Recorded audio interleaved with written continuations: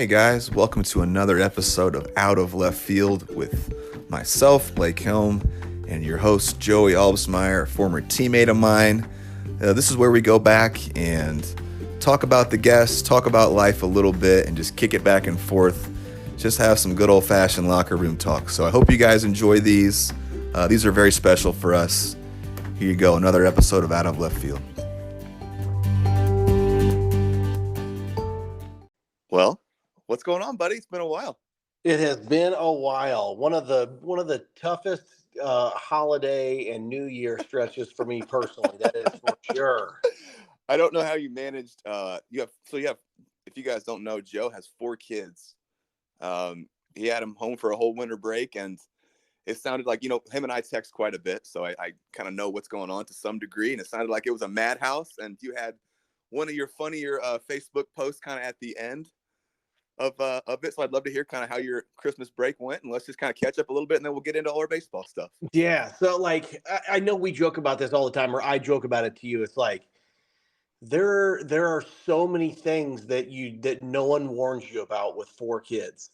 Like it's all the things that you think about being a lot of are there, but there's so many things. I mean, like every meal, it's 6 plates, 6 silverware, 6 cups, 6 napkins. I don't like every this. meal. Yeah. Oh my gosh, every day I've got 6 full outfits for laundry, 6 towels, and then if you go in, if you want screen time, it's 6 iPads. There's 6 baseball bags or basketball bags. No, How many iPads do you guys have? Oh, well, we have, my goodness, 2, 3. I think we have 4 iPads and 2 Amazon Fires, But okay, so this holiday season, I don't know if I need to join the school board of education or PTA or whatever, but 3 full weeks plus weekends off for the holidays was too much. Like, I got to get that stopped immediately.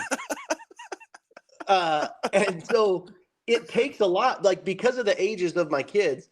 We live in Texas, we've got family in Florida, we've got family in Illinois, things like that. So not much help.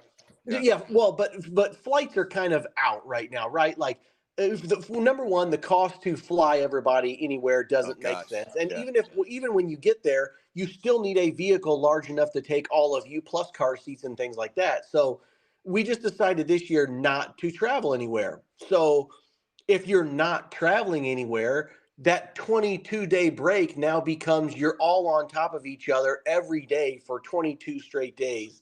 And it was a lot, just the routine and the kids constantly, you try and be a good parent and not let them zone out on screens all day. So then if you don't, the alternative is you now have to play with them or entertain them or, whatever it is. So it was more, almost more than I could handle. And then what happens, I went back to work on, January 2nd or whatever. The kids still had a full week at home. Now we take our youngest up to daycare. So it was the 3 boys and me working from home for another week. I think I got them back into school for maybe a week, and then all of the sickness comes. Yeah. And oh my gosh. So what is today? The 29th? Yeah. January 29th, I feel like I just got all of the kids back healthy and to school. And this is like a normal day for me. And what did we say? We've been trying to get together for one of these since months now. Mid-December, early December. It was there was just too much going on. It was too nutty to even attempt. So it's like, let's just wait until we both kind of have some freedom. Can I read your Facebook post that I found so comical? Which one is it? The Rage Clean? Yes. So Joe's known for putting some pretty funny stuff on his socials, but it's like a GIF of Mr. Clean, the old bald white dressed man cleaning. And anyway, here it is. I'll just read it.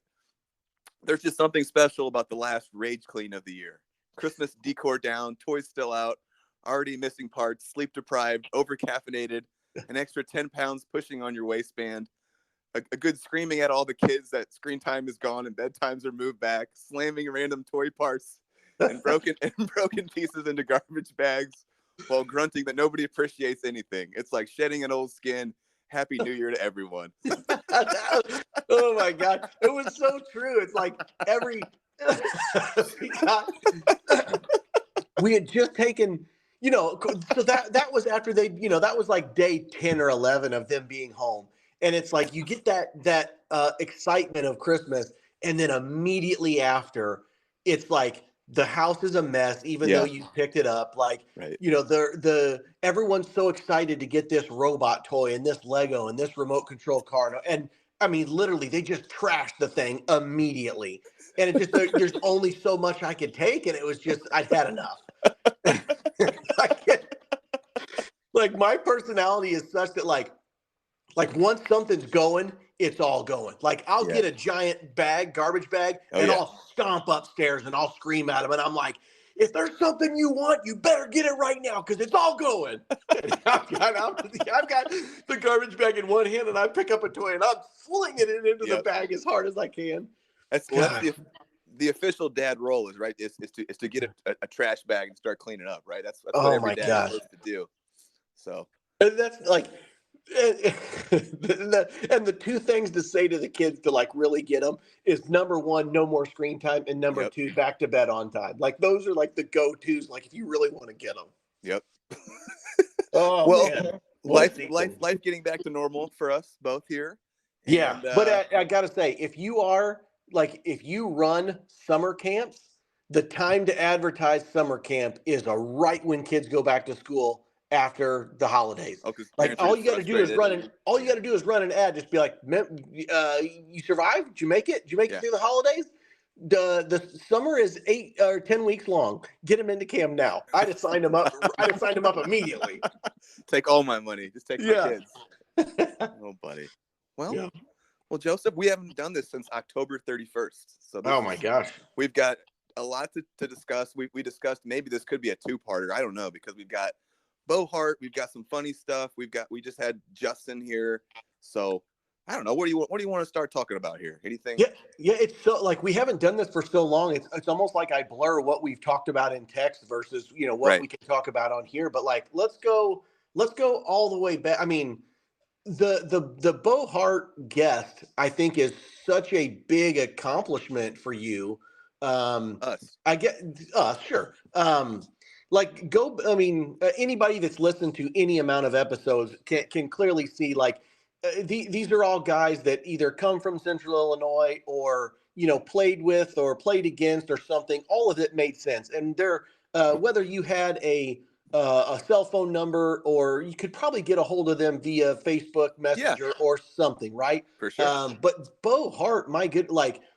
There's not ultimately there was kind of a connection with O'Malley that you didn't really know about to begin with, but like what was and it's hard now because we're a couple months or a month and a half removed from it, but like take us back and go through like where did the idea come from, like how did you go about setting him up for that, how did you convince him to do it, and then obviously I want to hear more about because like whenever you're interviewing or pre-interviewing other guys for content, like it's probably like, hey, here was my coach at such and such, here's his number, or reach out. But like for Bo Hart, you really had to go out on a limb and just all of a sudden be like, hey, I'm a legit pod now. I'm just going to reach out and get these guys, like big name guys that are used to probably hearing from, ESPN or Sports Illustrated or, something like that.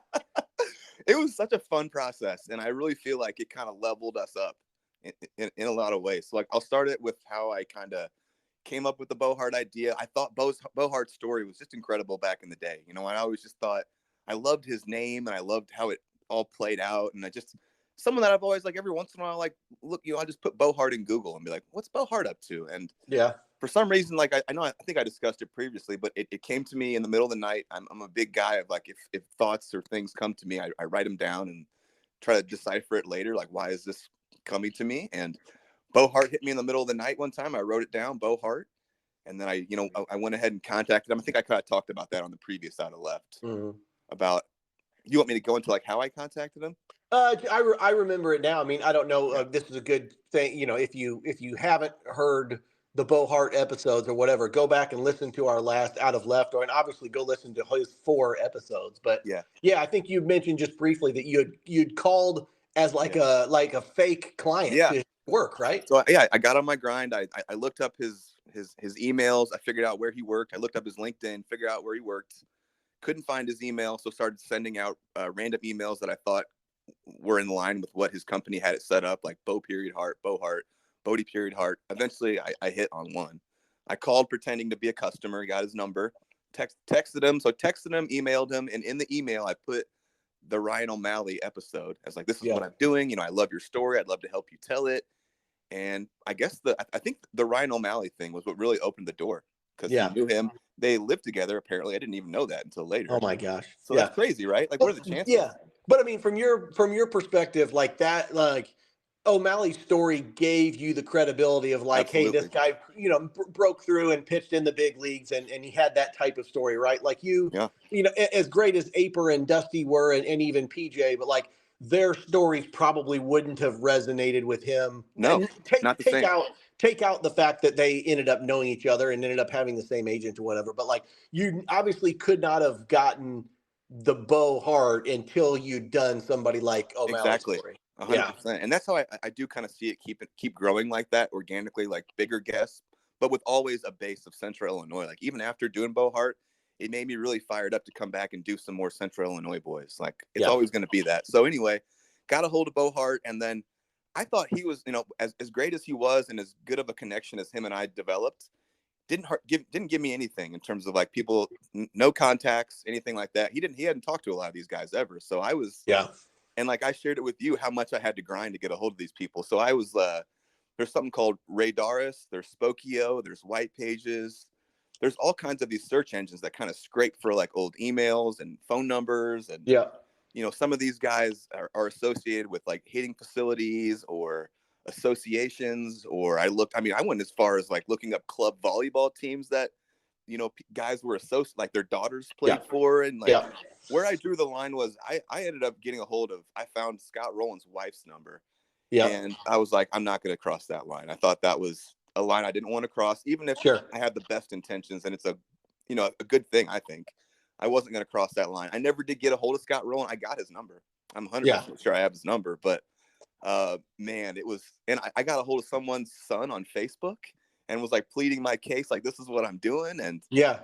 I mean, that was really fun. And it kind of like, what was cool was like a lot of them had these brick walls in front of them, and it was like, is this brick wall meant for me, or is this brick wall meant for everyone else? And I saw it as this meant for everyone else. I just got to find a way around it. And Yeah. I did in a lot of ways. So it was really cool figuring out how to do this, and then getting in front of these people that are big leaguers, that are salty veterans and whatnot. That really gave me a lot of confidence that I could hold their attention, that I could give them a good conversation, that they enjoyed it, that they felt like it was cool afterwards, texted me like, I really liked this. And Yeah. so How much how much, and if you can think back, how prepared did you feel like you needed to be for him as opposed to just letting him tell his story? Did you feel like, hey, this is a guy that like I don't have personal ties to? If this is my real chance to do that, did you feel like you needed to be more prepared for him than others? I just wanted to make it really, really special because I felt like this was my opportunity to like talk to a guy that I'd never talked to before. And like, Yeah. obviously this is how it's going to be, moving forward. There's going to be Central Illinois guys, but there's also going to be guys that I've never talked to before.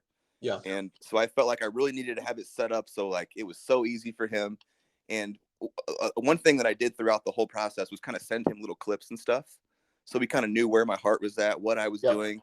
And I could tell the more I sent him, the more trust I gained with him, the more he was on board.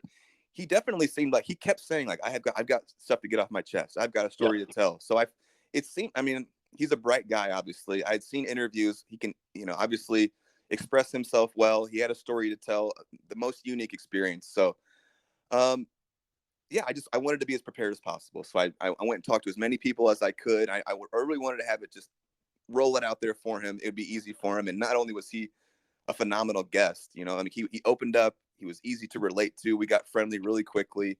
So, I mean, it went exactly how I would have hoped it went, honestly, in terms of like how it all went. So Yeah. I don't know if I answered your question. I just started rambling. Yeah. So yeah, two things that I remember besides getting into his actual story, which I want to do a little bit too, but like two things.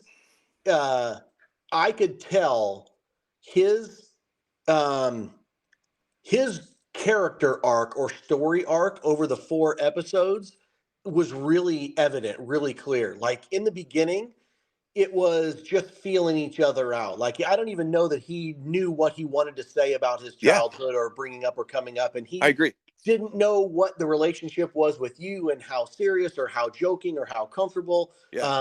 And then I could tell each episode, even like how you greeted each other and how you were, he, you know, from the build up and the background to, you know, the collegiate years and things like that. And then obviously the big part, you know, breaking it through, but then he still had a lot to say after absolutely. And about that. And I could tell he was, it'd be interesting to go back and hear from his perspective if he thought that that's how it was going to go, or if he even noticed himself that he kind of started guarded and just tried to, you know, give what he could remember. But man, I could tell he was really touched at the end by like the comments that you got from his friends, and lots of audio clips that you pulled from other guys that he's like, wow, that's really great to hear that. I didn't know that. I've never heard that.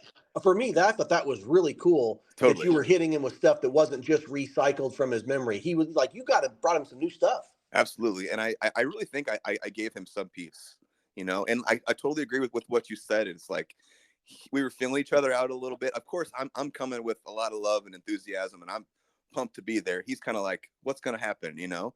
And totally, like you said, like by the end, we were cracking jokes on each other and like laughing and like talking. Like I legit feel like Bo Hart and I have a real friendship at this point. And I intend on keeping in touch with them. It's like a very small piece of whenever you get like in baseball, whenever you get on a new team and you don't know the people there, like at the beginning, you're kind of guarded and you're like, you know, hey, who's the alpha? Who jokes around? You know, who's got the work ethic? This, you know what I mean? And then you start worrying, like, man, are these guys going to be fun to be around, or are they not? And then, sure enough, 2-3 weeks into it, you start to feel everybody out. Yeah, and you're all like, yeah, it's baseball, it's great. You know, I love all these guys type thing.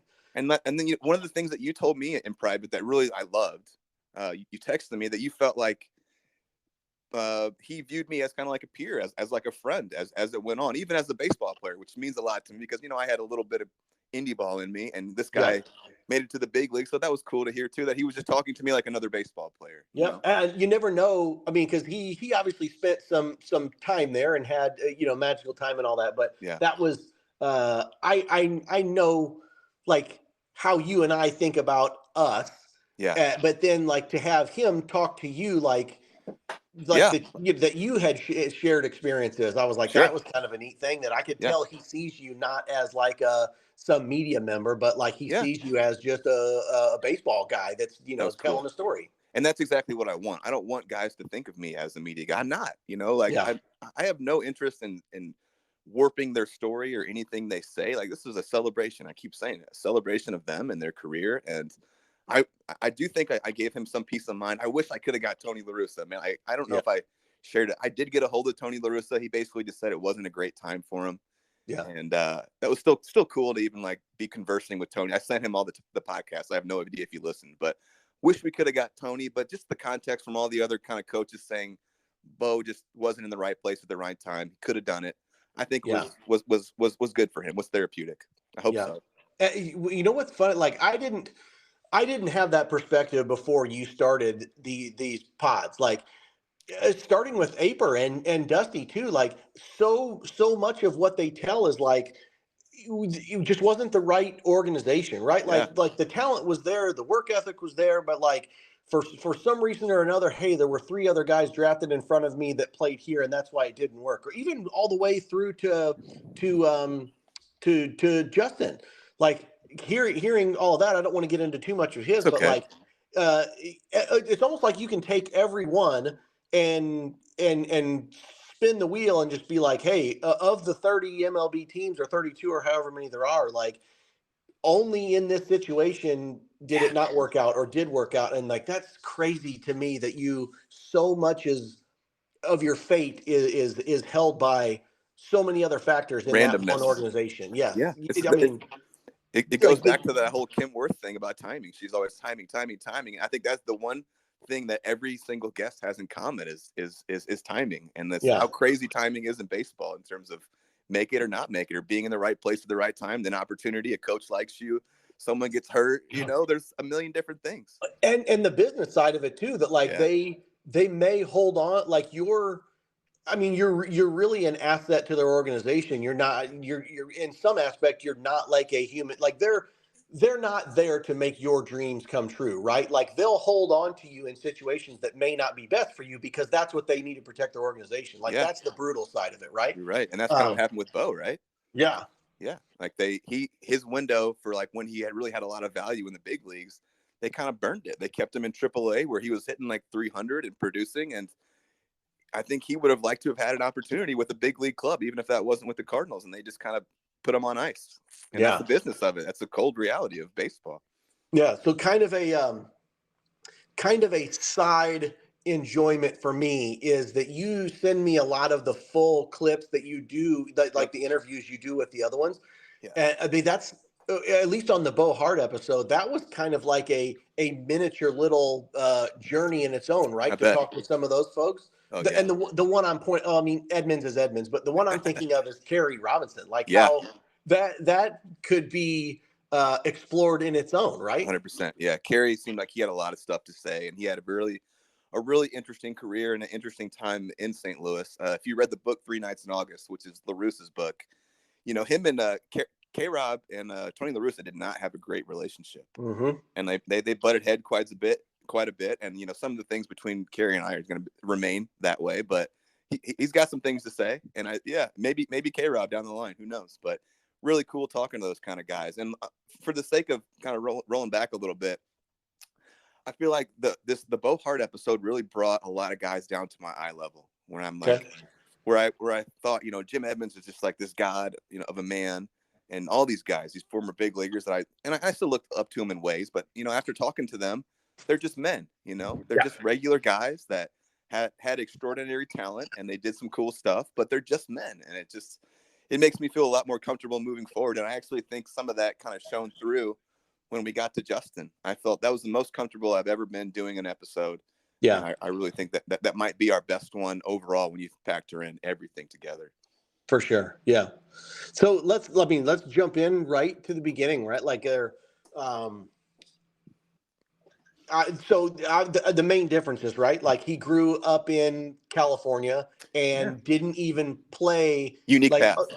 So I guess a little disclaimer here, like if you haven't listened to Bo Hart's 4 episodes, like it's absolutely worth it. It'll take a while, right? There's 4 episodes and they're all about 2 hours long ish. But like, so he did not have a common theme has been so many guys like that grew up on the North End or played in the Southwest League or whatever that might be. So this was a neat little thing to hear about how different things were out in California. Yeah. And he didn't even play like T-ball or youth baseball or whatever. He just was, what was he, like 12 and got invited? First time got invited. Yeah. By his people in his neighborhood to come play. Yeah, and what's also cool about that is, but he talked about playing like sandlot baseball before that with his friends, and one of his friends sent me a video. I posted it on her Facebook of his swing when he's like 10 years old or something. The wiffle ball swing, yeah. It's absolutely beautiful. It's like I'm a huge hitting mechanics guy. I am so far down the rabbit hole with that. It's beautiful. Like it is big league mechanics in a 10-year-old, and it was just in him. Nobody taught him that. He just had it. And so it's been a while, so I'm going to screw up some of these details. But like the way that he tells it is he just shows up to like a little league tryout type thing, right? And the way he explained it, he might have even had like blue jean shorts on or something. Yeah, I think he did. Had never played or anything. But then he goes and because he was so athletic, just goes and absolutely dominates and gets picked up on a team. And he's like, of course, he's great right away, which – in my mind, I'm like, man, how, like, do we have it backwards? Like, are we focusing on, drills and details too soon now with these 8-year-olds when we should just be letting people become athletes and then throw them in? It's impossible to know, right? Because that train and that ship is so far down the road of like travel ball, and like you have to get them in young and early, and like you're already in that with your kids, and not even baseball, but like basketball and football and stuff like that. It's like you can't even really do that anymore, right? I mean, or you're gonna feel like you're behind the eight ball. Yeah, it takes, I think, perspective like this to remind yourself that it is possible to just let kids be, athletes, and it's obviously not going to work out for everyone, but like it's not the end of the world if your kid is not doing drills 5 nights a week at 9 years old. Yeah, and there's plenty of time for the cream to rise to the top, or the popcorn to pop, as Jason Knadler says. So Yeah, I so thought that was really cool too. I really liked how he highlighted that.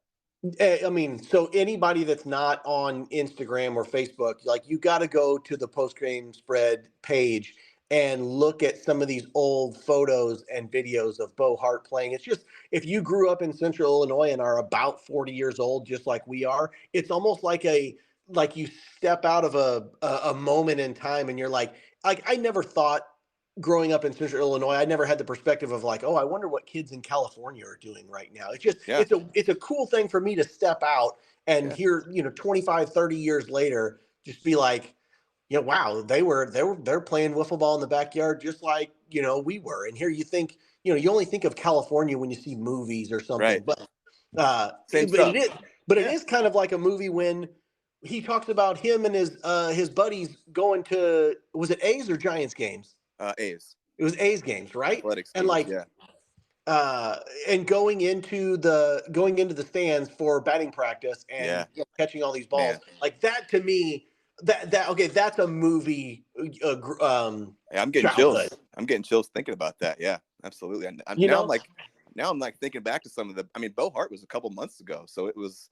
Now all these like thoughts are coming back to me. He was so incredible too, at like dropping some of those stories and jumping on quotes that I said, and his childhood friends were amazing at kind of painting his picture and how that went for him. It went so much. Yeah, it was just incredible. Bo was awesome, an awesome guest. I mean, I don't have. We'd have to talk to somebody that grew up in a baseball city and was close enough to go to games. I mean, obviously, it's so much different now, right, with security and the price and things like that. But it wasn't. It wasn't that long ago that kids were either getting dropped. When I say kids, I mean teenagers, probably, or preteens or whatever. And you could either ride a train or get dropped off or whatever, and go to these baseball games and sit in the outfield like. And Bo actually said something in his interview that kind of turned the tide for me. And he was talking about how they would only give him at bats for non-televised games. Isn't that crazy? I never even thought of that concept. Yeah, me either. And so now I'm like, well, obviously that's way different now because everything is on like a streaming package or a thing, whatever. But if you think 30 years ago, what could you get an outfield ticket for $9, $11? I don't know. I don't think they were selling out. Right. You didn't have the big corporate sponsorships, the big contracts, all that. Yeah. So to me, that was, as I'm listening to him tell his story, it did feel a little bit like a movie to me because I'm like, I think growing up, I maybe got to go to 2 Cardinals games, 2 Cubs games, and that was across the 5-7 year time span. Yeah.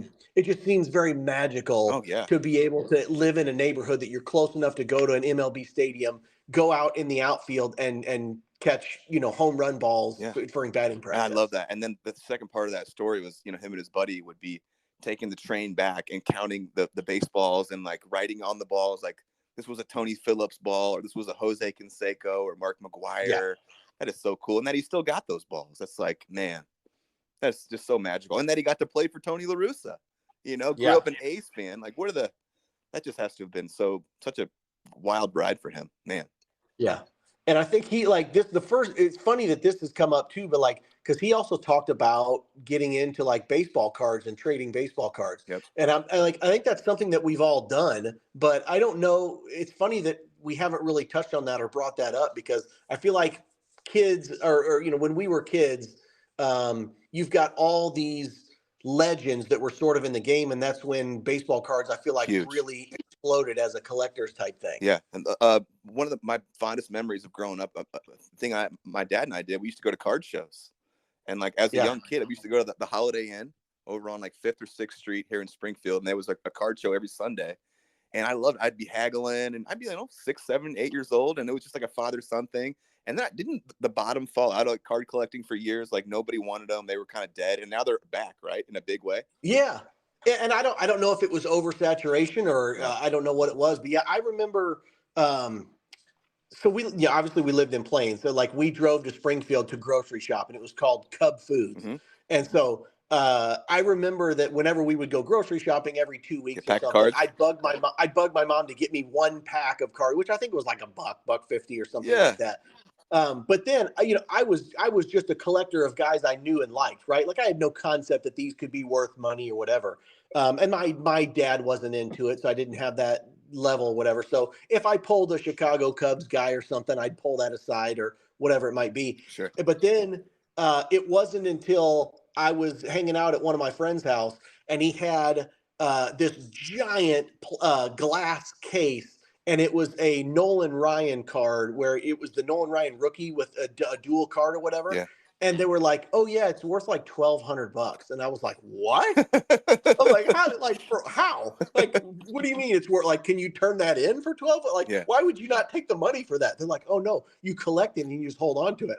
I thought that was the dumbest thing ever. I'm like, man, get the money for it. Like, it's just a card.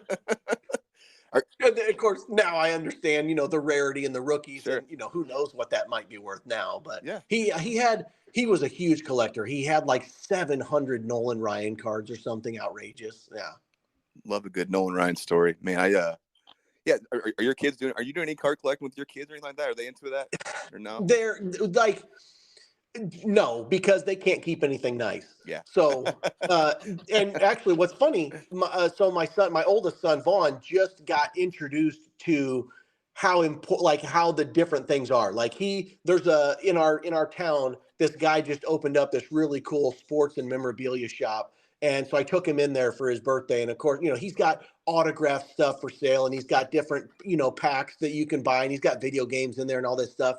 And so, of course, my son, dollar signs are lighting up in his eyes, thinking he's got, sitting on a gold mine of all these cards. And I had to explain to him, I'm like, there's a process to this. And I'm like, the things that you have at home are already worth nothing because you have probably dented or scratched the corners, and, they've been sitting on your floor and all that. And I go, and also you have no proof of like when you opened this, where you got it. You have to send it off to get graded. Like he didn't want to hear any of that, right? Like he thought he had all these, not rare cards, and he was going to get a ton of money for it.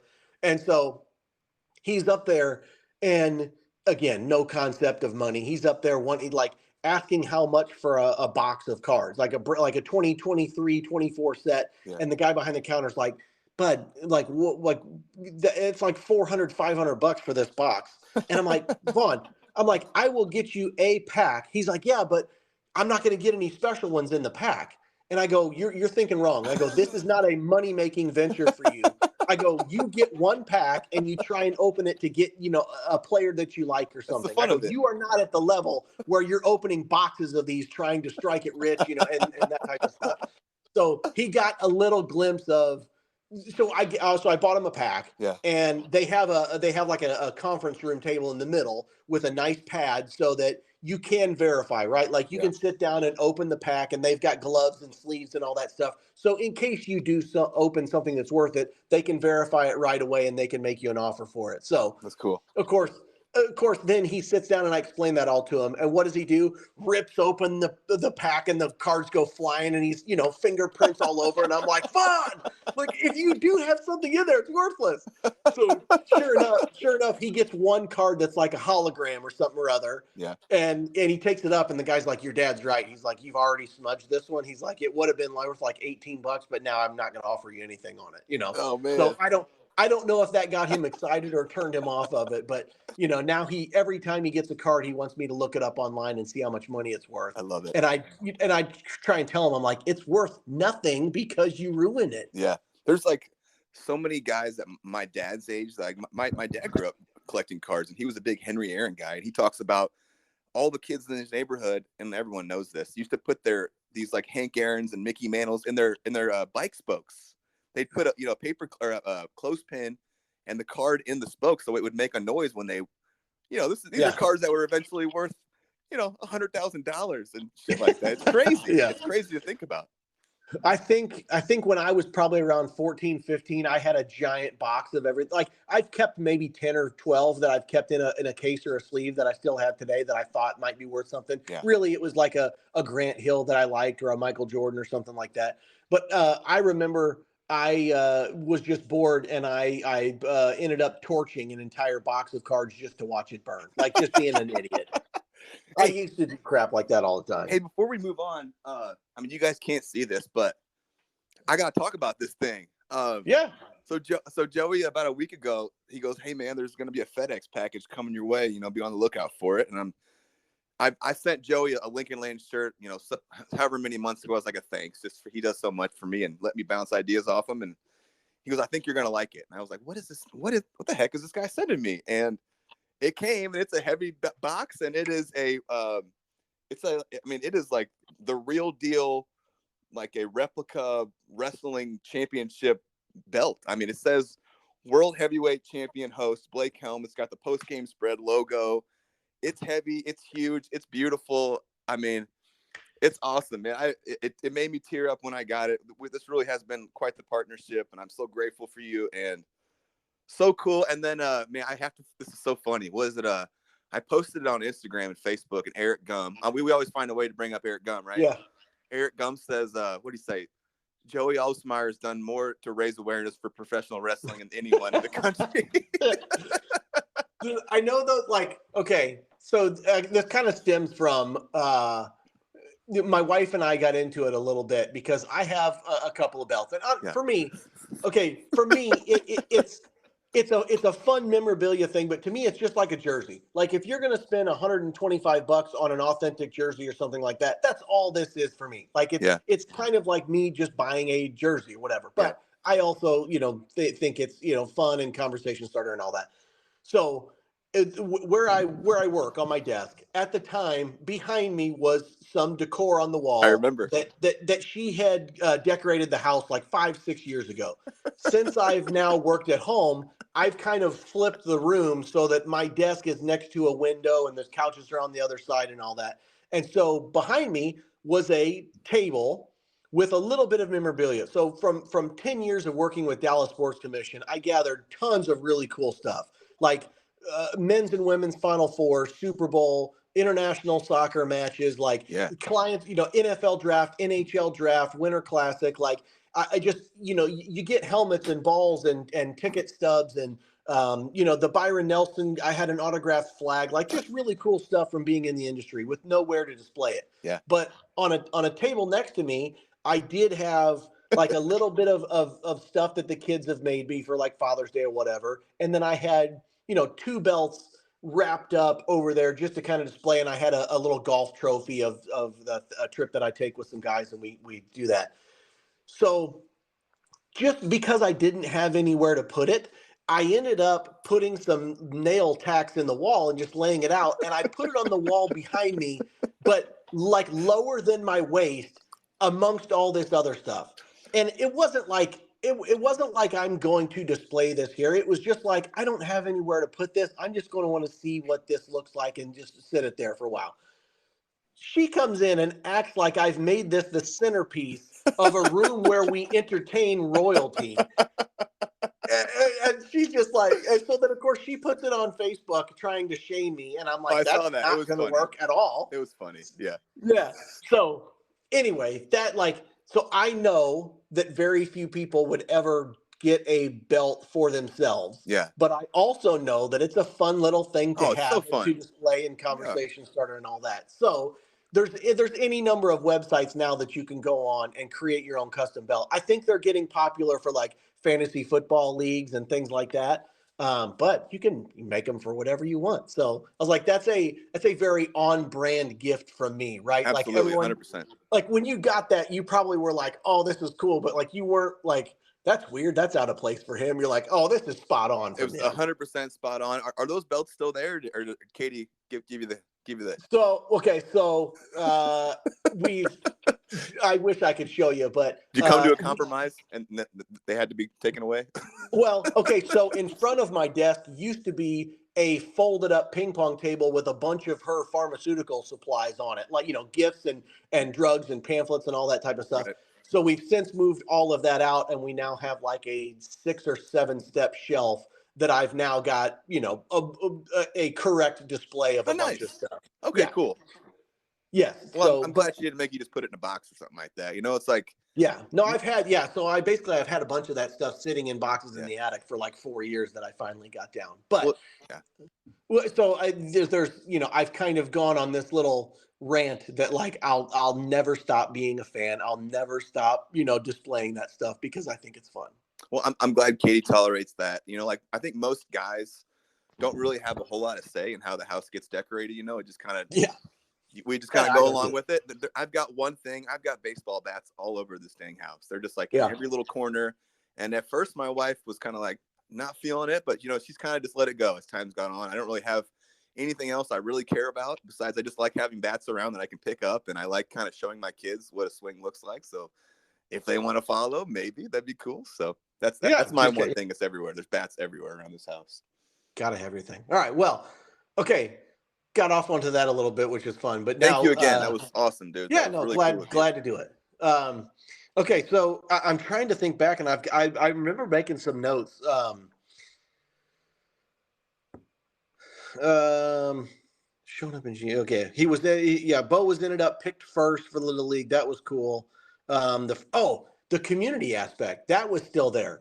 Like, because remember when we talk to everybody else, it seems there's this recurring theme that like you've got to have like that all-star dad or all-star coach that like puts in those hours, right? Yeah. And so he lucked out and had the same thing because his buddy's dad was there to invite him and bring him to the games and was the coach and all that. So it's just like it seems that to show up over and over, like how important it is for adults to be, in community and create those opportunities for kids. But at the same time, it didn't sound like his dad was really a huge factor in his life, and he still made it, Yeah, well, and that was interesting too. Like he obviously, he didn't really allude to any of that, and you can make assumptions and all that. Sure. But yeah, you would think that if he didn't bring it up too much, that there was not really too much of a influence there. And we did have some like side conversations, and I'm not going to share like all his personal stuff, but just like I don't think it was the closest relationship or whatnot, and just like wasn't a huge factor in his life, so he didn't really have a lot to say about it.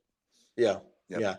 The other things that I remember he talked about is that and everyone plays this was the only diving plays. Like, don't you remember getting together with your friends and it was like instead of just playing catch, it was like let's only make diving plays, and you 100%. Try and lob it out there or you roll it far enough to practice only diving plays. And then didn't that kind of become his signature? 100%.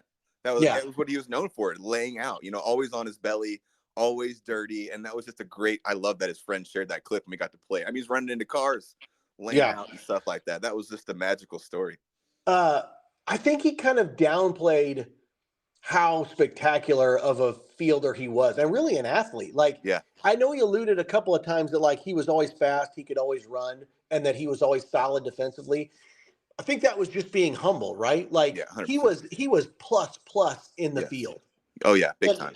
Yep. And he kind of talked a little bit too about it when he played against some of the Latin players about how he felt the need to try and up his style a little bit. He's like, because they were kind of flashy, right? Yeah. And he was just super fundamental and just super plain. But he's like, whenever I was in lines with them, I always felt the need to add a little flair to it. I thought that was hilarious. That was some cool context. I totally agree. Yeah, Bo was known as a plus defender, and like multiple coaches mentioned how he had a really big arm for a second baseman. Like he had a shortstop arm, but was playing at second base because that was kind of where his size, filled out or profiled for him.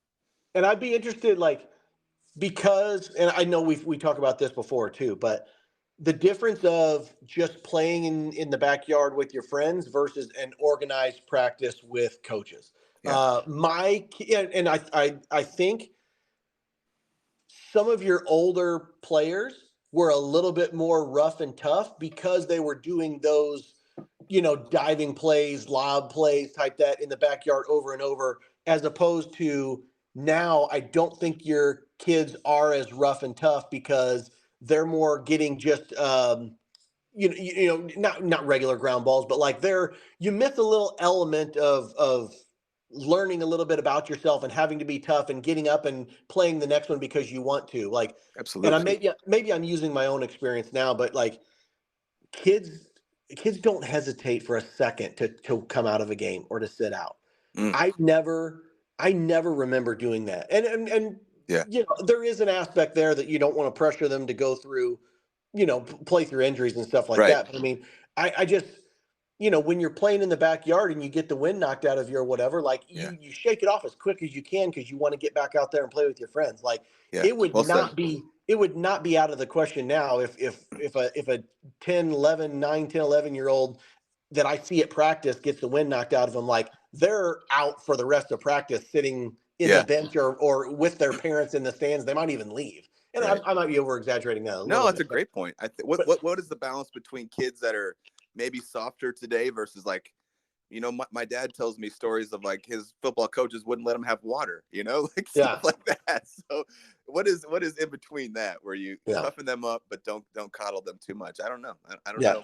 I don't know the answer to that. I think Bo gave us a glimpse into his upbringing and his generation of he had that rough and tough, like do whatever you have, sacrifice your body to make the play, Tough but guy. also was super skilled. And I think when you maybe he didn't, or at least he didn't make a big deal out of it when he was talking about it, but when you look at all the spectacular plays he made, just from the big leagues, I remember because I looked up a bunch of his web gyms and I looked up a bunch of his stuff on YouTube and all that. And I'm like, wow. I'm like, he kind of downplayed how amazing he was in the field and how fast he was. Oh yeah. And I'm like, absolutely. those are take the hitting out of it. Like those are two things that if anyone out there has the impression that they can do what Bo Hart does, he might have not let on just how fast and just how good in the field he was. 100%. If anyone is interested, go. I mean, you can look him up on YouTube. There's some stuff out there, and it's incredible. Like he was absolutely a big league infielder, and I think he was a big league player. It just wasn't the great timing for him, and we kind of touched on that quite a bit. Yeah. So, okay, one of the probably most enjoyable things that I remember him talking about the rap songs in middle school. And then in his car that had the subwoofers in it. I'm like, how amazing is that? Yeah, so that's like the same everywhere, right? Like I'm sure I had that. You probably had something like that. We all knew friends that had that, Like yes, I had a 1985 S10 pickup truck regular cab that I put two 12-inch subwoofers right behind my back in this regular cab pickup truck. It was like, I'm sure everybody heard me coming down the road. Like, and I think now I'm like, it was probably loud enough that people could hear the lyrics outside of the cab. And it's like, I would be devastated and mortified now if like some of the things that those rap songs said, and I was 16 years old. I'm like, what an idiot. You really think you're cool. Same thing with me. I actually ended up trading, I think, an iPod to my buddy Joe Knadler, who had some subs. He didn't want them anymore. And we put them in my old Explorer, open air in the back. And it like, they hit so hard. I ended up like opening up panels and stuffing shirts and towels into places because it rattled so hard. But I thought I was so cool, right? Oh, like, me too. I would come up to stoplights and really crank my stuff up. Like I want everyone at the stoplight to know that I'm listening to this. And like, like now as like a 40-year-old, I'm like, this idiot next to me, like, just turn your music down. So oh my God, the story of his 82 Supra. Oh, I was just like, man, that's it. I connect with that so much. Yeah, that was really cool. I've got here a note. Okay, I've got here a note that says it's funny that some people won't talk about awesome stuff happening because they feel like it's bragging.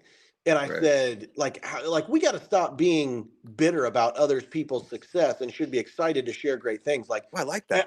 I don't remember exactly what part of his story it was, but like we got to create a culture where we celebrate each other's successes more, and that like you can feel like, I understand being humble and not wanting to talk about your things, but I think an element of that comes from you're afraid of the reaction if you talk about your own successes. Yeah, 100%. I mean, it is kind of a thin line between saying it how it is versus coming across in a way that you don't like, that is braggadocious, that is egotistical, that could be read wrong. I don't know. Is that what you're saying in a way? I think so. Yeah, I'd have to go back. Like I had that note written down, and I don't remember exactly what part of his pod that it struck me with, but like I think about that with just everyday life. Like I've worked at places that there was no recognition whatsoever. Even when you did an amazing job, it was just like, okay, what went wrong? And it was only a measure of what went wrong and then move right on to the next, and no recognition. Good for morale. That's not good for morale. Good things need to be recognized. Yeah. And I work for a place now that like recognizes everything and celebrates everything. And like, sometimes that might need to get dialed back a little, but like, I would much rather have that than to feel like you did an amazing job and only get asked what went wrong and then move right on to the next thing. I mean, that's just it. I hate that. I 100% agree with that. I couldn't agree more with that. I love that. Yeah. Okay. So also the convenience store, the gas station egg rolls. Do you remember that story? Yeah. Like that again. So we had a Casey's General Store in Plains, and I would roll up there and you could get a chuck wagon sandwich for 99 cents and pop it in the microwave. And I'm like, it probably wasn't good, but to this day, like if I had the option, like, man, well, what a sentimental tie to that Casey's in a plastic wrapper, 99-cent chuck wagon thing. Like, it's so funny that when he talked about that gas station with the egg rolls, about how, just the weirdest things attached to your community become like the things that you love the most. 100%. 100%. I love that too. Okay. So I remember when, and this compares to, this isn't just me rambling, this compares to stories that he told about there too. But like when I first turned 16, gas, I believe, was 89 cents a gallon. Isn't that crazy? And yeah. And so like, and my truck at the time, I think held like just like 13 or 15 gallons or something like that. So like to go and fill up a tank of gas and go in and get a 20-ounce Mountain Dew and a chuck wagon sandwich. I mean, at the time, like there was no better like score in my life than that right there. Like that was, man, got $20, tank of gas, Mountain Dew, chuck wagon, like good to go. Music up, subs up, grossly inappropriate music going all the way up. Absolutely living. Can you think of a couple like songs that you remember that you just loved thumping? It was a red S10, wasn't it? I remember that. No, it was a gray S10. So you're thinking of my red Nissan truck that I had after that. Okay, that was worse because I put 4 12s in that one in the back. that was worse. I love that truck, man. That was classic. Oh my, yeah. I mean, the big timers, the Manny Fresh and all them. That was big back then. 3-6 Mafia. Yeah. Yes. Well, of course. Eminem came out with something right then, all that stuff. So yeah, I mean, take your pick. No, I mean, none of it should have been played with my windows down in our town, but here we are. In Pleasant Plains, nonetheless. Yeah. Right? Isn't that funny? But I mean, if you ask me, nobody can tell me nothing, right? Like that. Absolutely. Yeah, I hope they would look so they recognize me. Oh, buddy. What we got next? All right, let me go through my notes here. Your volume is down or something. Oh, there we go. There we go. Do you remember? Okay, what was the story he told about? He hit a home run and immediately put the bat down. Was that in the big leagues or was that in college? Oh, man, I haven't drawn a blank on that one. It's got to be big leagues, right? Because I put my note here. I could never put a bat down that I homered with. Okay, no, okay, yeah. He hit the home run, and it's in his son's room now. He never used it again. So you're talking about? Yes, and I remember immediately thinking that. I'm like, I'm way too into super. Like, if I hit a home run with something, like, you're going to have to pry it out of my hands. Yeah, I'm going to use that thing until it's got screws in it and wood glue, and it's falling apart. Yeah. Well, I guess you don't do that in the big leagues. That was something we did with the rifles. So, yeah. All right, so I'm getting into my notes here. Probably the biggest 3-year glow up in history. I'm so glad you got to that. I was going to bring that up. Wasn't that crazy? Like I know I kept highlighting that. You want to go ahead and do it, or? Yeah, so the note that I have here is biggest 3-year growth from high school, getting DH'd 4 to then getting D1 insane. And then being in the Cape. Yeah. So it was DH for his senior year in high school, which is insane, to walking on at a JUCO, to obviously doing very well at a JUCO, to going to Gonzaga, to becoming, an All-American there, getting drafted, you know, and playing in the Cape and holding his own in the Cape. How do you go from being DH? The two things there that are the most hilarious are DH senior year to Cape Cod in like 3 years. Like what? Yeah. What is that? I don't even understand that. That is like makes my brain explode. Yeah, it does mine too. What? Well, that gives everyone hope out there, right? Like if things aren't going well for you, or if you're not exactly playing how you want to play, like some people can just hit that time when you pop, when everything comes together, when it's a culmination of your work, or it's like keep trying, keep going, keep working. And it's such maybe there's just more opportunities out there in California, because he talks about going to a Fresno State camp in high school and wanting to go there, and even talking to the coach, but then that coach leaves. Yeah. And they tried to point him to like some other JUCO. Yeah, that was but he ends up walking on at a completely different one. Yeah, showed up. And then 2 years later, actually choosing or going to Gonzaga. Fresno showing some interest in him, but he absolutely fell in love with Gonzaga. Yeah, and he had already gave them his word too, and I believe he's kind of a man of his word. It sounds like, Yeah. Oh yeah, that story too. Yeah. I can't, anybody that's listening to this, if you haven't listened to the Bo Hart episodes, like it is slow and methodical, and it's a big story, but like there's so many good nuggets in there. Touching. Yeah. Steve Hertz is his coach at Gonzaga, man. That guy was incredible. When his line of Bo Hart celebrates the game, are you kidding me? That's got to be one of the best lines we've ever got on here. I mean, like, gosh, if you got that compliment, wouldn't you just? Yeah. Just that guy in general too, like here and warm. Like getting to celebrate his big league call up and being in the booth and being asked to analyze about his swing, and he's like, I've been a pitching coach. I don't know what the hell I'm talking about. He's just pulling it out of his butt the whole time. Yeah. He sounded like he had a great time, and Bo really like treated him well. All these guys he gave gratitude to. I mean, Bo Hart is obviously a great person. Like all these people gloat about him because he's such a great person. That's not something you can hide or fake. Yeah. Do you get the feeling that he was always destined to be a late bloomer, or do you think if he would have had more structure younger, that 3 year explosion would have just happened sooner for him? I think this was all circumstantial. I think if Bo Hart had been in his dad was a big leaguer or some dude with some baseball aptitude or whatever, and like had kind of got him on the path early, he would have shined early. That's what I believe. I think this guy was massively talented. Yeah. And, when his friend, I think it was Noah or Noka, sent me this video of him swinging as a 10-year-old with like no instruction. This is just him in the sandlot. Again, I'm circling back to this. It's a beautiful swing. It's perfect. Yeah. There's so many high level movements in it. Like this kid just had it. He was just, he was an elite mover at a young age. He just didn't have the structure yet to express how good of an athlete he was. So it was just, it all unfolded a little later than it probably normally would have, I think. I don't know. What are your thoughts from listening to it?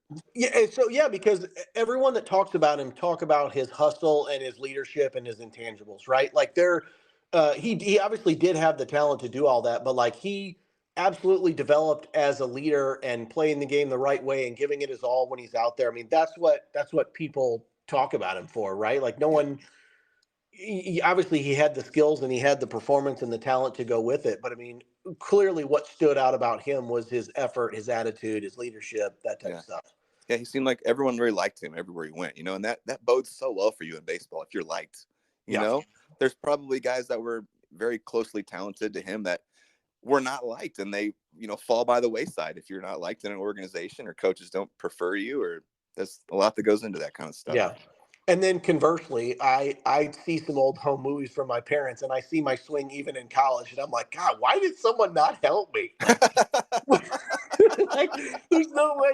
I mean, I think probably because I had enough hits and the balls were finding the holes, like nobody tended to bother it. But I'm like, how? Like I was decently strong. Like, why did no one step in and be like, "You're wasting a lot of movement"? Well, Joe, it was also a time. Let me go back to my dude. I am so far down the swing hitting mechanics rabbit hole. It was a time when we didn't understand the swing and movements super well. There was a lot of information that was now, it would be absolutely incorrect. There was a lot of A to B swings, directly down to the ball, which is so problematic and is a terrible bat path. And it's like, but that's a lot of what I was taught growing up. And all these things, squish the bug, like that's so wrong and so off. And So, I mean, there was a lot of just not great advice going around out there. So you kind of had to figure it out the best you could.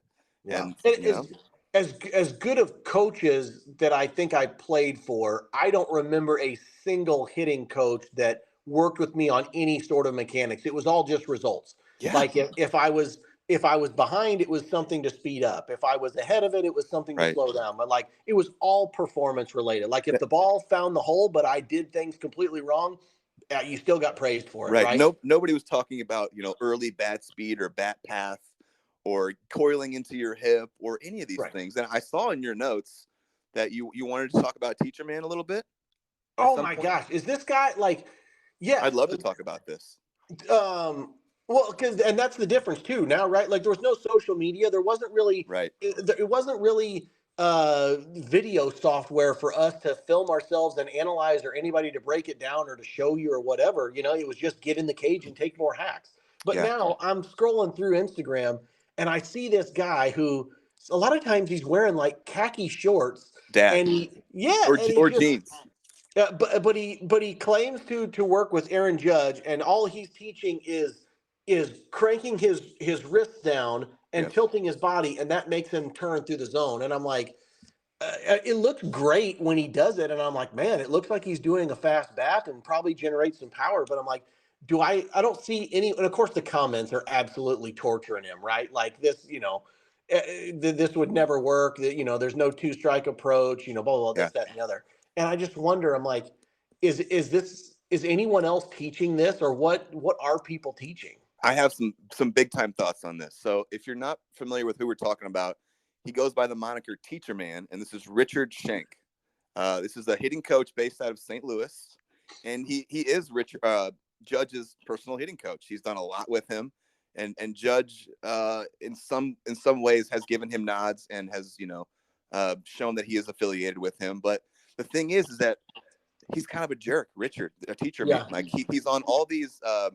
He's very demonstrative and puts people down, and he's really vilified and kind of hated in the hitting community.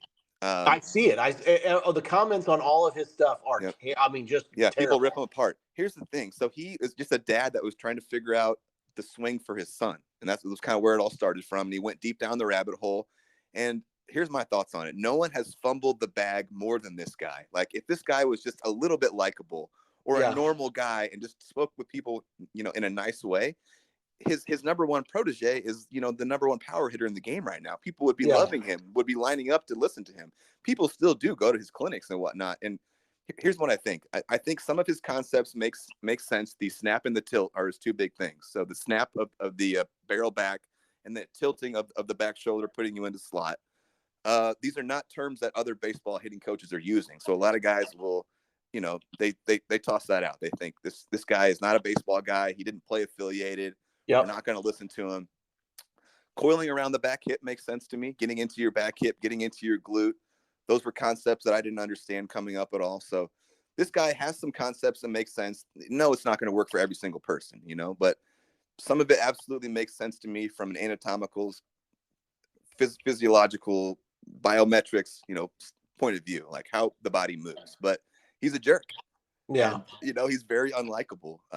So if you guys want to look him up, there's tons of stuff out there, Teacher Man. But there's, like you said, there's tons of social media hitting coaches now that we weren't privy to, Yeah. I would have loved to have been privy to all this. I mean, I was obsessed with hitting, but I was just trying to figure it out on my own. Like I would just watch videos on YouTube, but I didn't know what I was looking at. I was just trying to emulate.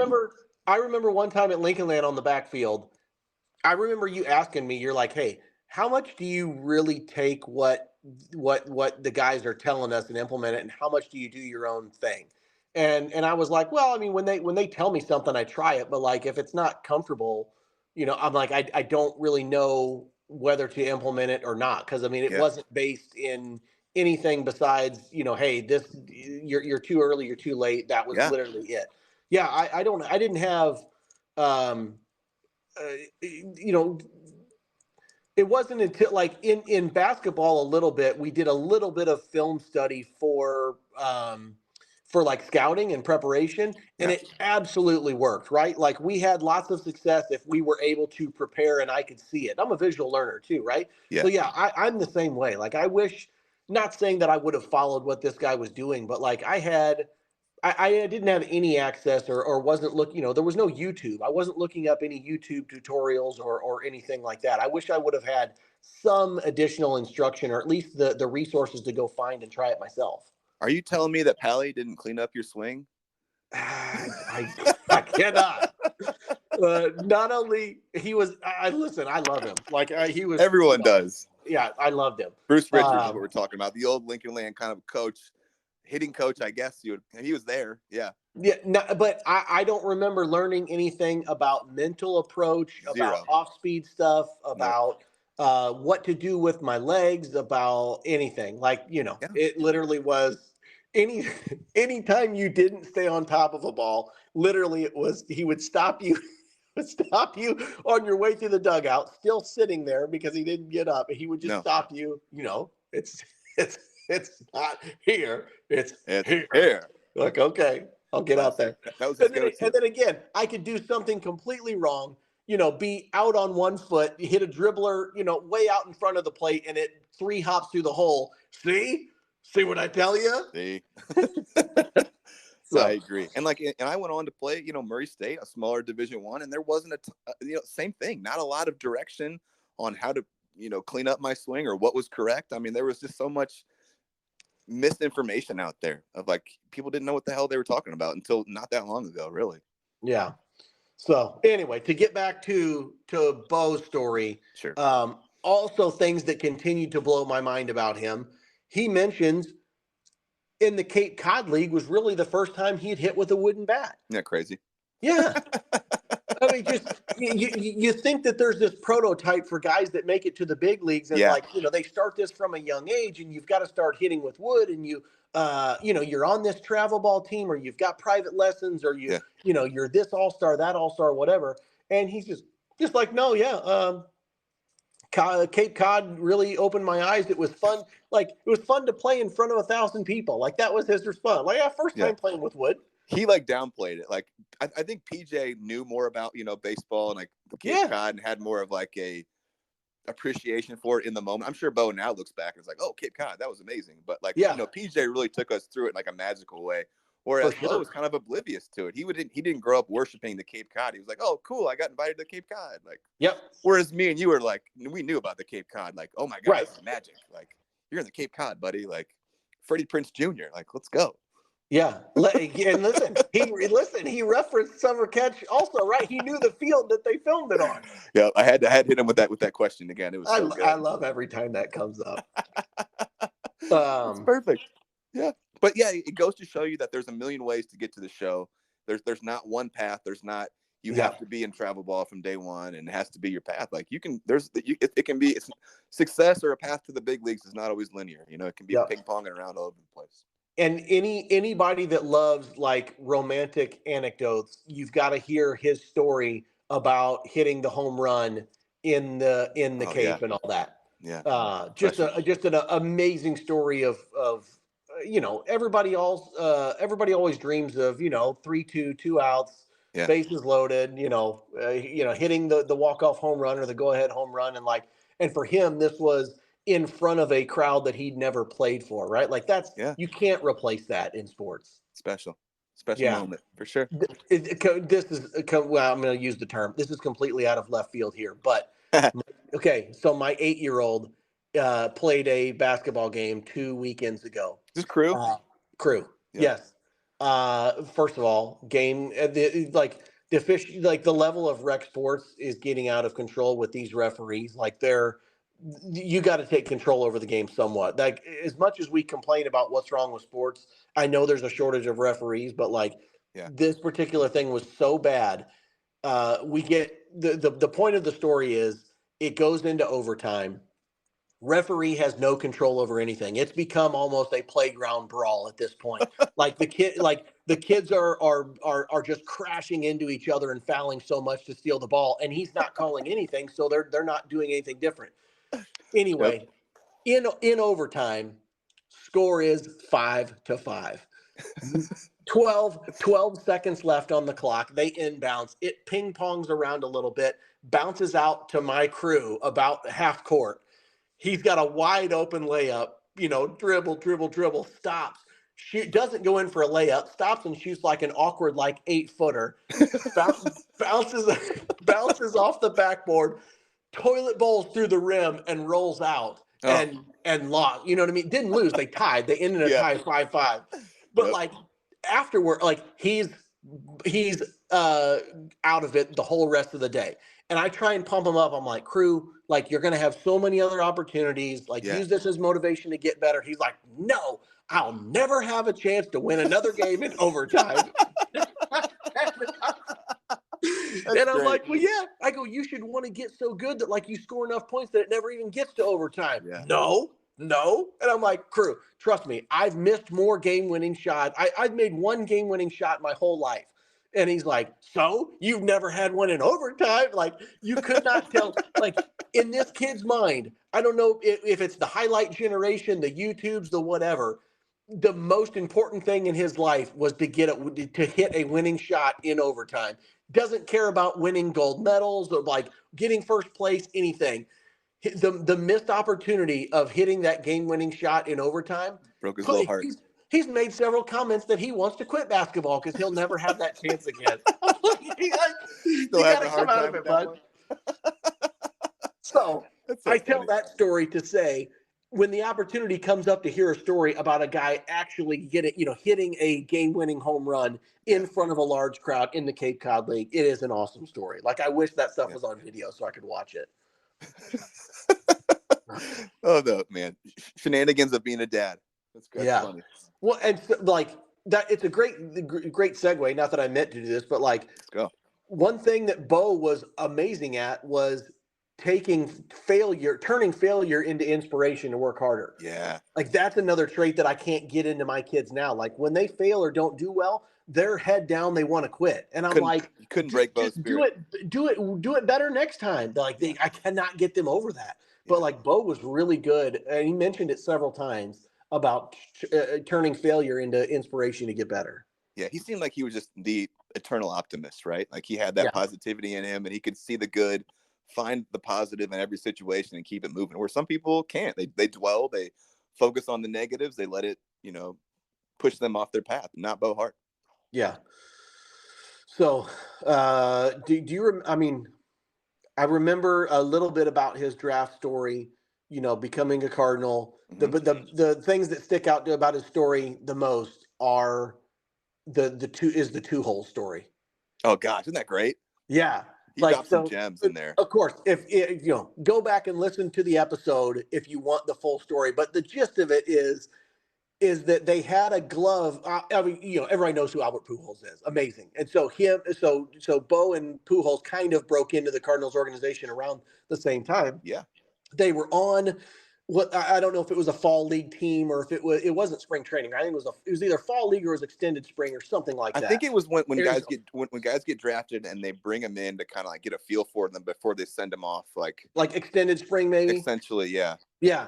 Like a mini camp. Yeah. So he has a glove made for him and it's stitched and it's Tujols, two holes instead of Pujols. Like arguably one of the greatest right-handed hitters of all time. When he first got into pro ball, they messed his glove up.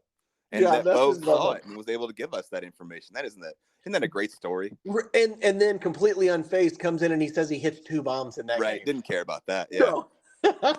Gonna hit. Yeah, yeah. That's like so. The kind of like the level that you talked about before, where it was kind of refreshing for him to refer to you as a peer.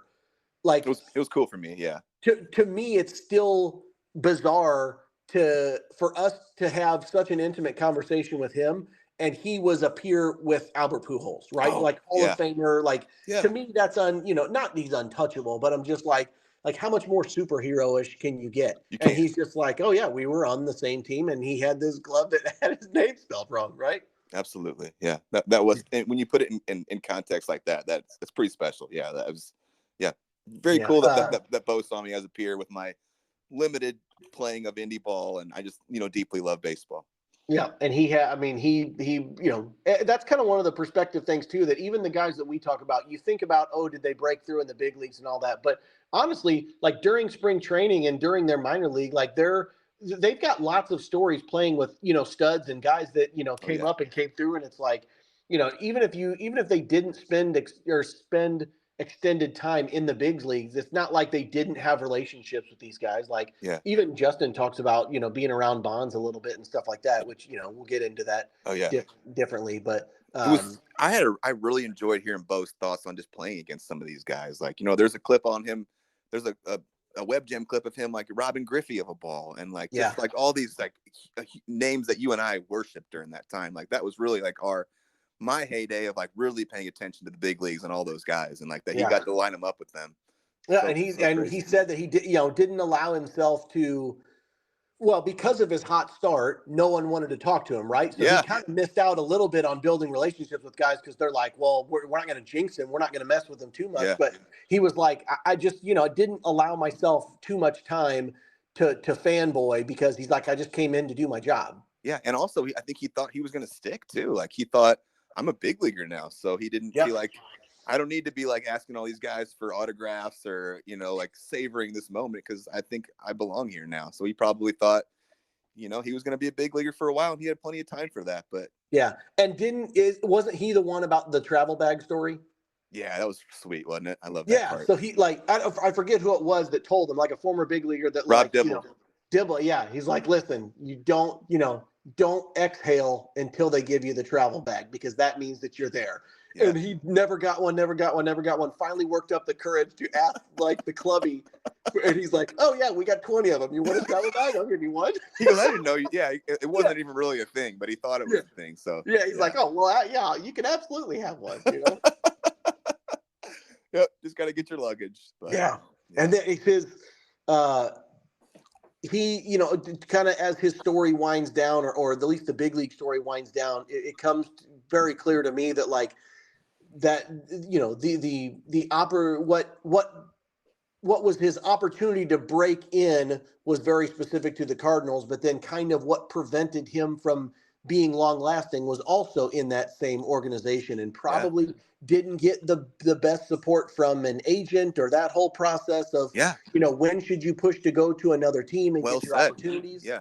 I think you and I talked about that personally, like would a more competent agent, and I don't know, I've never dealt with an agent, would a more competent agent have ruffled some feathers and, gone to the brass with the Cardinals and be like, hey, my guy needs to get out of here. Like he needs an opportunity.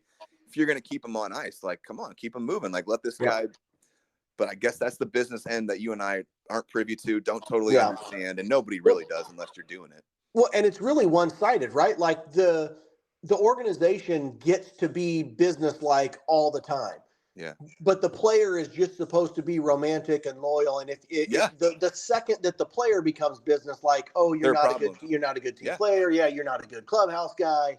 All that, which is why I think it was actually Justin that said, or somebody said, like, I'm mixing them up, but you've got to have that agent in there to do the business for you, so you can just be the player. I think that was more Justin, but Justin really pulled back the curtain on some things on the big league stuff. We'll get to that eventually, but there's so much stuff in the big leagues, that little nuances like that we wouldn't totally understand, even like the stuff of like Bo Hart saying like or Kerry Robinson said that he only got at bats when they weren't, televised and stuff. Televised like that. Game, Isn't that crazy? Like that's a nuance you would never think about. Nope, never. Right? Yeah. Yeah.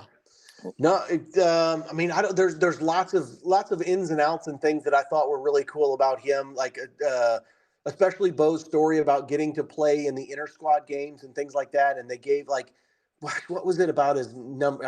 There was something about his number. Oh, I remember, because you always ask like, what was it like seeing your jersey for the first time, and does that hit you and all that? And he's like, well, I first got to put on the what do you say, the two birds on the bat. Yeah, the birds on the bat uniform in a split series game or split squad game or whatever. Yeah. In spring training. So then I think to myself, I'm like, just stupid stuff. I'm like, well, do you keep the same pants and belt and they just give you a different jersey, or is it like the full set? Things like that. And do you get to keep that from spring training? I don't think you do. Yeah, I don't know. I don't think you do, because I know Aper talked about getting called up a couple times, and that jersey ended up on eBay, so he didn't get that jersey. So I don't know. I mean, what are they going to do with it afterwards? I don't know. They should just let you take it, but who knows? Yeah, I mean, come on, you Major League Ball Club, get new jerseys every year. Right, not a big deal. Yeah. Yeah. But that's not every at Lincoln Land, I only kept one jersey of the 2 years playing there. I kept the white script, and I think Bull only let us keep that because he was getting different. He was changing colors the next year. Right. Yep. And then at Weber, I think I only kept one. We had like 3 jersey combinations, and I think I only ended up keeping one too. This is perfect. Speaking of, you just commented. So Hannah Worth does a lot of like the media stuff out at Lincoln Land. This is gonna be funny. Lincoln Land. So now these guys like have like hype videos and stuff like before the season starts, and they get to like do videos and like they got their jerseys on and they're like doing fun stuff. And like, first of all, they brought back the baby blue uniforms, which I absolutely love. They're beautiful. Or I don't know if they ever had them in the past. Now they're all baby blue. Like that's the style, right? Yeah. So I remember the whites and the reds had some baby blue on them, but and then I think we didn't have a full baby blue uniform, and now it is. The whole uniform is baby blue. Yeah, I don't remember. So it was right around. So 2003 was my first year, and I want to say either the year before that or that year was the first time that they started using the royal blue. Yeah, Bull got nixed the baby blue, powder blue, and went to royal, and now they're kind of going back, I think, to the baby blue. Yeah. But anyway, so Hannah Worth is doing a great job out there with that, and she puts out these videos, and like Joey puts some comment on. Are you gonna read it? Or are you looking it up? Or are you? No, I was looking through some other notes. No, yeah, it was awesome, like behind the scenes footage of her doing photo shoot with like smoke and laser lights, and the guys are holding like a logger axe, and I don't even remember what else it was, but. Like I immediately I was like, oh, where was this 20 years ago? I could have been in the program with a WWE belt on. And she immediately she says something like, we can make that happen. And you're like, next time I come through town, I'm coming with my belt and I'm going to buy a full page ad in the media book. And we're going to do the same thing. Yeah. I go, I'll bring my jersey and a belt next time I come back through. She's like, we can do it. And then it got me thinking, like, it would be really fun to have like an alumni day for that. Like, if you're in the area and you want to come back on this date, you can do a hype vid too with like this stuff. And I don't know. So, cool for me, it would be the same thing. Like the quarter page ad came from same reason. Like I kick in money every time we do an out of left. Like if it's just for me to say, hey, listen to me talk, that's one thing. If it's another saying, hey, I'm just doing this so that I can kick in $25 or $100 or whatever it is. That would do the same thing. I absolutely would go there in my jersey and a belt, and I would take a photo, and then I would put in a quarter page ad that says something like, it would be something with a pun or something like, go be champions from, 2004 alumni or something like that. Speaking of like charitable stuff, I just put something out on my socials. If you guys want to support PJ Finnegan, like, this guy's the head coach down at Lindenwood now in the Ohio Valley Conference. I know it's, Lindenwood is not a Springfield college, but this is our boy. This is a former guest, one of the coolest baseball guys out there. Not a lot of money in Division I baseball. All the money at schools, unless you're in the SEC or something like that, or like a huge conference. But all that money gets funneled to football and basketball. So they're trying to raise some money. So if you go to our page, I've got it up where you can go donate to Lindenwood. If you can throw them some money, please do it. PJ is an awesome dude.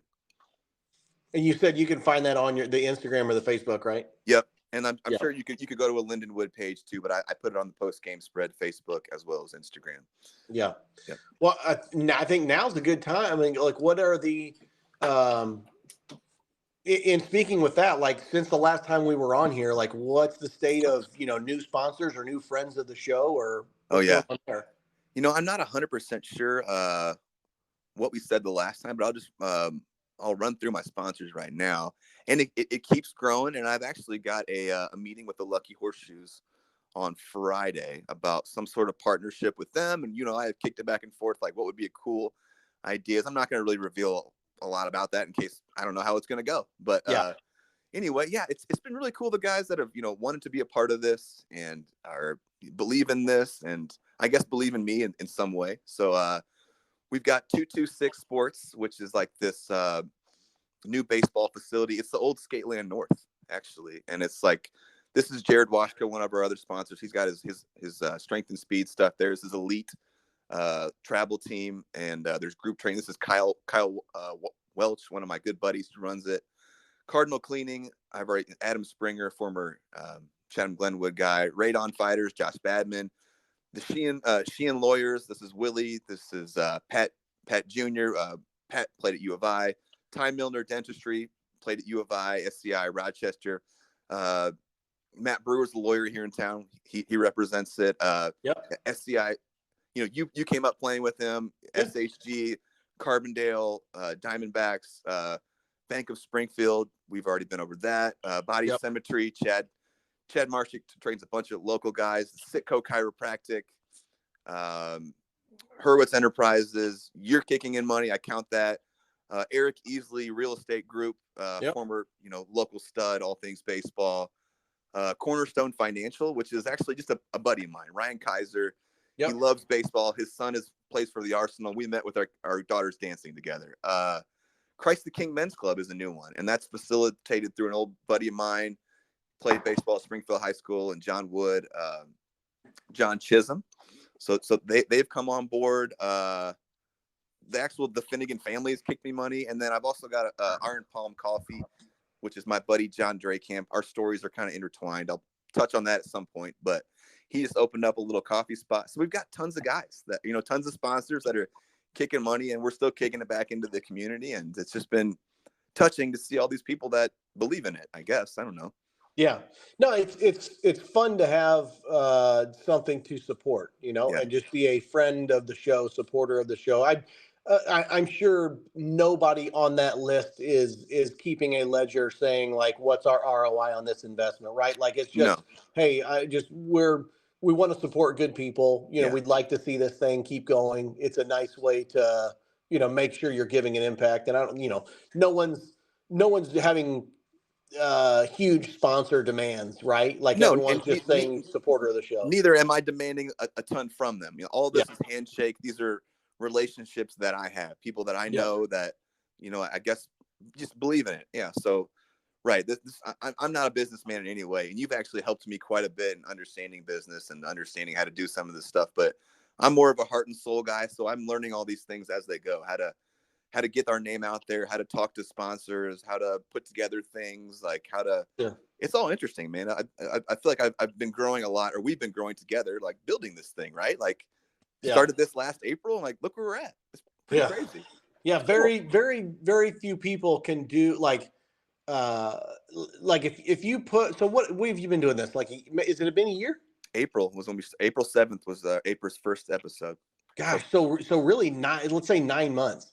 Yeah. Like, I bet very few people have had the quality of content that you've had in the first 9 months of doing this, right? That don't have a full team behind them, or this is their full focus. Like, it's just me and you, buddy. I mean, it's really exploded really quickly. Yeah, it's been so cool. And there's so much that goes into it too, and it's really interesting. One of the interesting things so I thought the Bo Hart episode was going to in my head, I was like, all right, I'm putting this out, and in a week it's going to have 20,000 listens.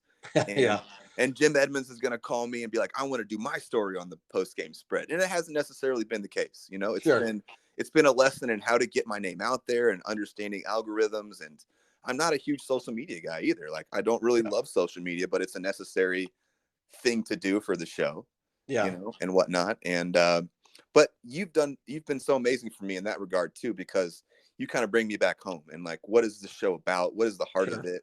It was never about reaching the most people. And I always said it was about the heart of it, about telling these guys stories and letting them close the book and giving them some closure and some therapy and gratitude to all these people. And like, you bringing that home to me is awesome, because I'm always going to be like, I'm going to start looking towards the sky. I'm going to, be looking towards the moon, and I need to be brought back to the moment sometimes. And I'm so grateful for you to be my sounding board and to bring me back to reality sometimes about what it's all about. Yeah. Well, it's easy.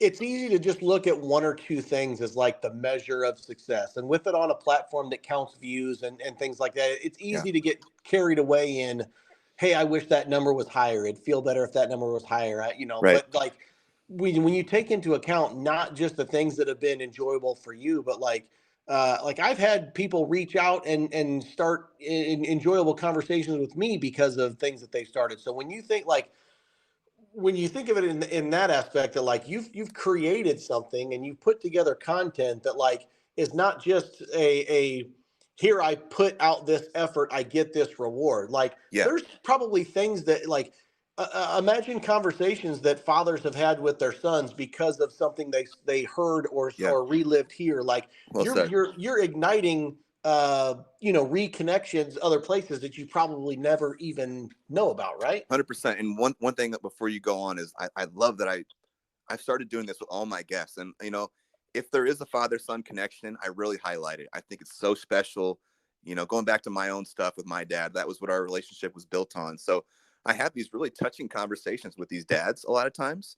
And I will send these guys the conversation with their dad. And I say, don't listen to it, before the podcast, but someday you're going to want this.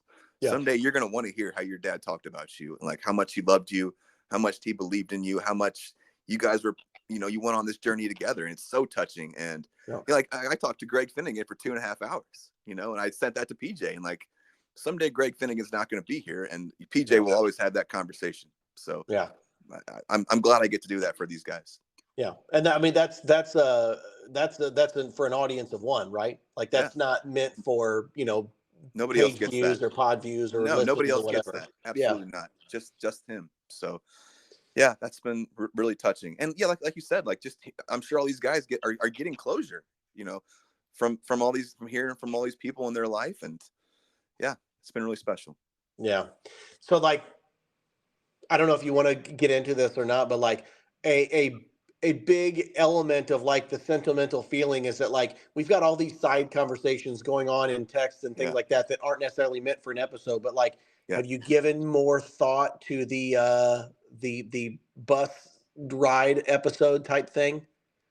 Oh yeah. So I kicked this idea to you, and I think it's cool. So like one of my, a lot of guys on the show like that were in the minor leagues ended up saying like they ended up, really kind of hating the bus rides by the end. But I always loved the bus rides. It was like, I just loved it because there was no distractions. It was before like everyone was on their phones all the time. So it was like you were just in a box with your best friends and just being silly and telling stories and, at the back of the bus and having fun. And those are some of my best memories in baseball. So I had an idea, back of the bus stories, essentially, where guys just send me like voice messages of some of their best baseball stories, just like little fun things. And I kicked it around to a few people to some mixed results. Some guys were like, I'm not sure if I have anything that would be PG-13 enough. Right. Because, baseball can be kind of a raunchy sport. And it's like just guys, dudes being dudes, Yeah. And so some of that stuff we can't, it would be inappropriate for a 40-year-old to talk about some of these things. And we have jobs and real lives and stuff. So we're not, I'm not a former athlete that's got $20 million where I can say whatever, so I don't know. I love the idea. So so now that it's out there, if you guys, if anyone is listening and you have some cool stories, let's do it. Like, I think it's a cool idea to throw like 3 or 4 couple minute, 5-minute, 10-minute stories on an episode and just here's your best stories and just throw them out there. A way to also like bring people from the community more into it, Yeah, there's a fine line of when you tell this story, then you tell that, then you tell that, then you tell that. This one gets a little more raunchy. This one's a little bit more edgy. This one, somebody actually kind of got in trouble for that one. So that's what, like, of course, that excites me because, like, here's the perfect example. Justin Knadler did an amazing job of telling the story about the basketball referee, about the new guys and stuff. I won't go into any more details, but like, tell it. I'm laughing so loud, and I'm thinking to myself, like, why did we not think of that? That would have been so funny. And but like, he tells it in such a way that it's hilarious, but nobody really got, exposed or grossed out or anything like that. He did do it well. Right. So in the spirit of that, I'm like, man, everybody has a funny story of something that happened, on the bus on a road trip or this, 100%. That, or the other. But you're right. What is the best way to tell it for a probably a unique audience that wants it? And how do you keep it from, well, you've heard that one, get a load of this one, and then it gets a little, a little worse and a little worse, not worse, but you know what I'm trying to say. But there is a feeling of like, look, we were all, 18 to 24 at one time. Yeah. with no filter, no reserve, that we've got some great memories and stories to share. But like, what is there a safe way to tell that Is without? there? I know. Yeah, excuse me.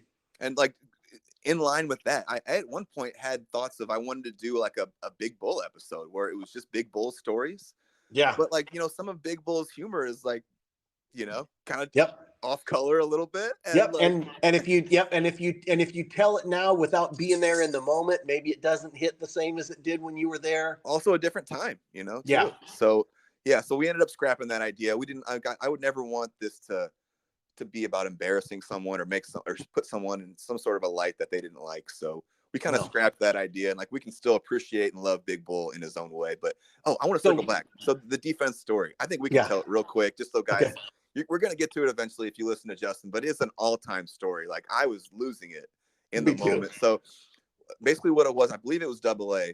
There was a real funny guy on the team that had a referee uniform and a basketball and a whistle.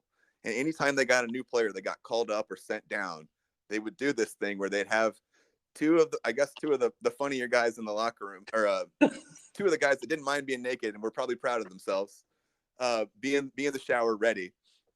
And I guess the guy would just go to the middle of the room and toss the ball to the new guy, and he'd catch it and be kind of like, "What's going on?" He'd blow the whistle, and then the guys would come out of the shower and play defense on this guy, and everyone would be chanting defense, defense. And so Justin said that we couldn't wait till we got a new guy. So I love that Justin shared that. It was the perfect line of like not too much, and like he didn't embarrass anyone. It was fun. Yeah, and if you've never been in a locker room, maybe you don't get it. But if you have been, you can imagine how hilarious that. Like, I can picture myself right in it, just dying laughing. Yeah, I mean, there's all kinds of fun stuff. Like, I mean, I can remember like Sudsy slipping slides in the shower, like everyone's naked, just being like silly, and like, I mean, locker rooms are a really funny place for 18 to 22-year-olds figuring out their place in the world and where their moral compass is, and like just being funny and being dudes. So it's a really unique place. They're like, if there's not a public forum for those types of stories, there's got somewhere down the line there needs to be a post-game spread get together where some of those can be shared, because I think there's too many of them not to be shared. Here's a perfect thing. PJ and Justin both shared this with me, and I don't know if anyone else knows this idea, but they talked about getting together all like the Springfield pros, like, Casey, Corey, Justin, Jason, O'Malley. I don't know if Worth would do it, but like, guys like that, right? And it would be this like closed thing where you don't bring in your cell phone. Your cell phone stays outside, and it's story time, and it's real story time, and they'll let it rip. And like, you have to pay obviously to do it, and it would just be kind of this cool thing. I think it's a fantastic idea. I don't know how you would apply it. And I kind of talked to them about let me maybe try to put it on. I don't know. It's a cool idea, I think. Yeah. I mean, where it would have to be like, it'd have to be a fundraiser of some sort, right? Yeah, of course. Give everybody a real reason to be there, and all that type of stuff. Oh my gosh. I mean, get Weaver on that, because Weaver is one of the all-time storytellers.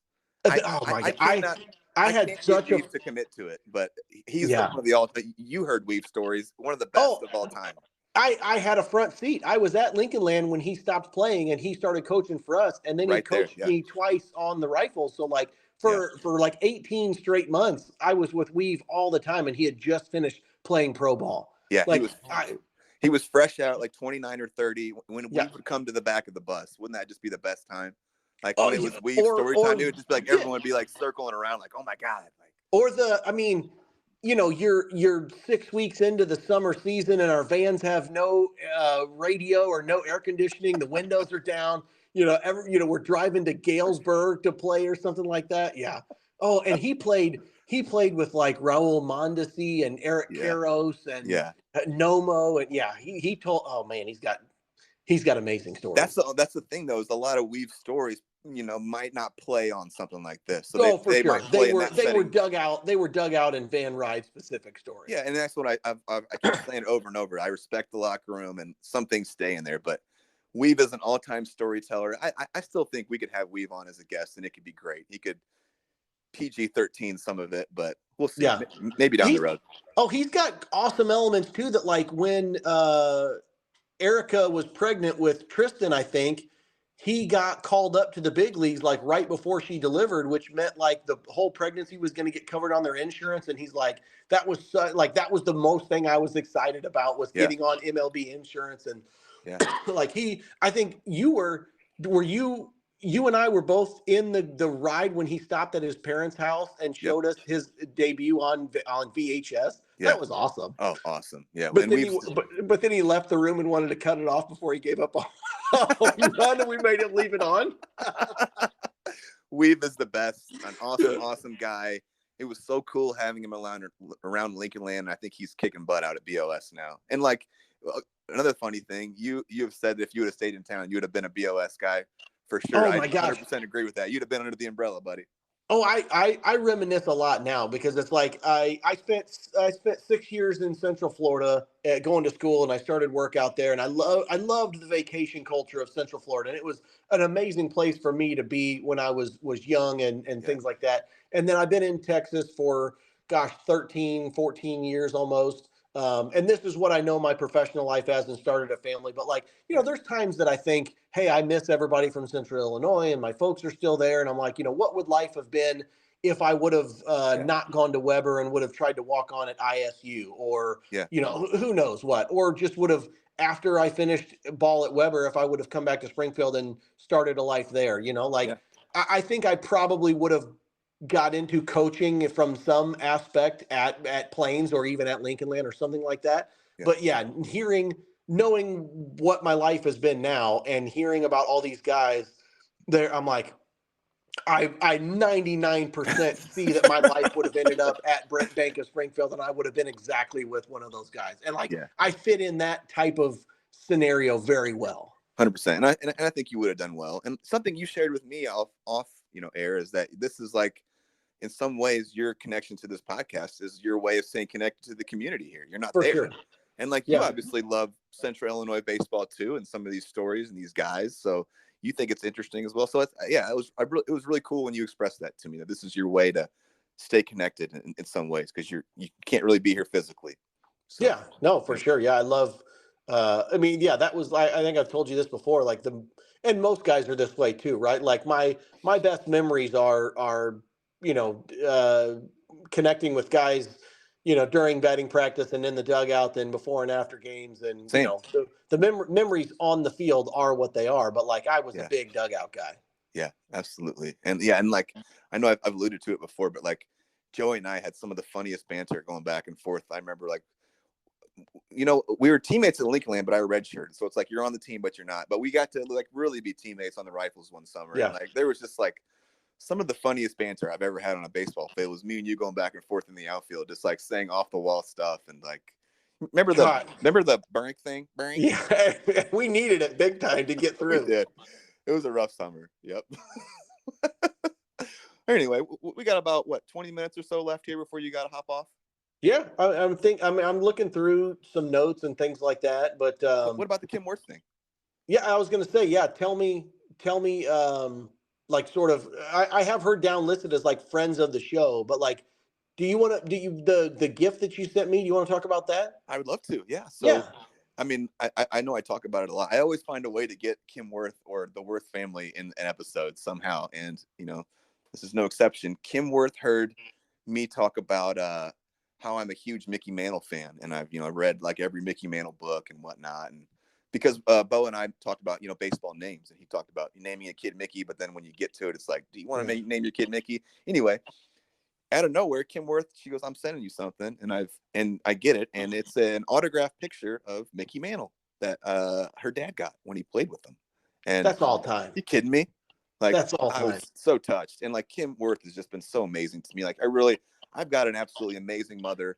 But I do look at Kim Worth in a way as like a very close friend in a motherly way. She's always got amazing advice for me about life and just how she sees things. And she's actually finally agreed. I've talked her into, she's going to be a guest. So that's going to be buckle up, because she has some things to say. And like, her story is just wild. And like, so dad,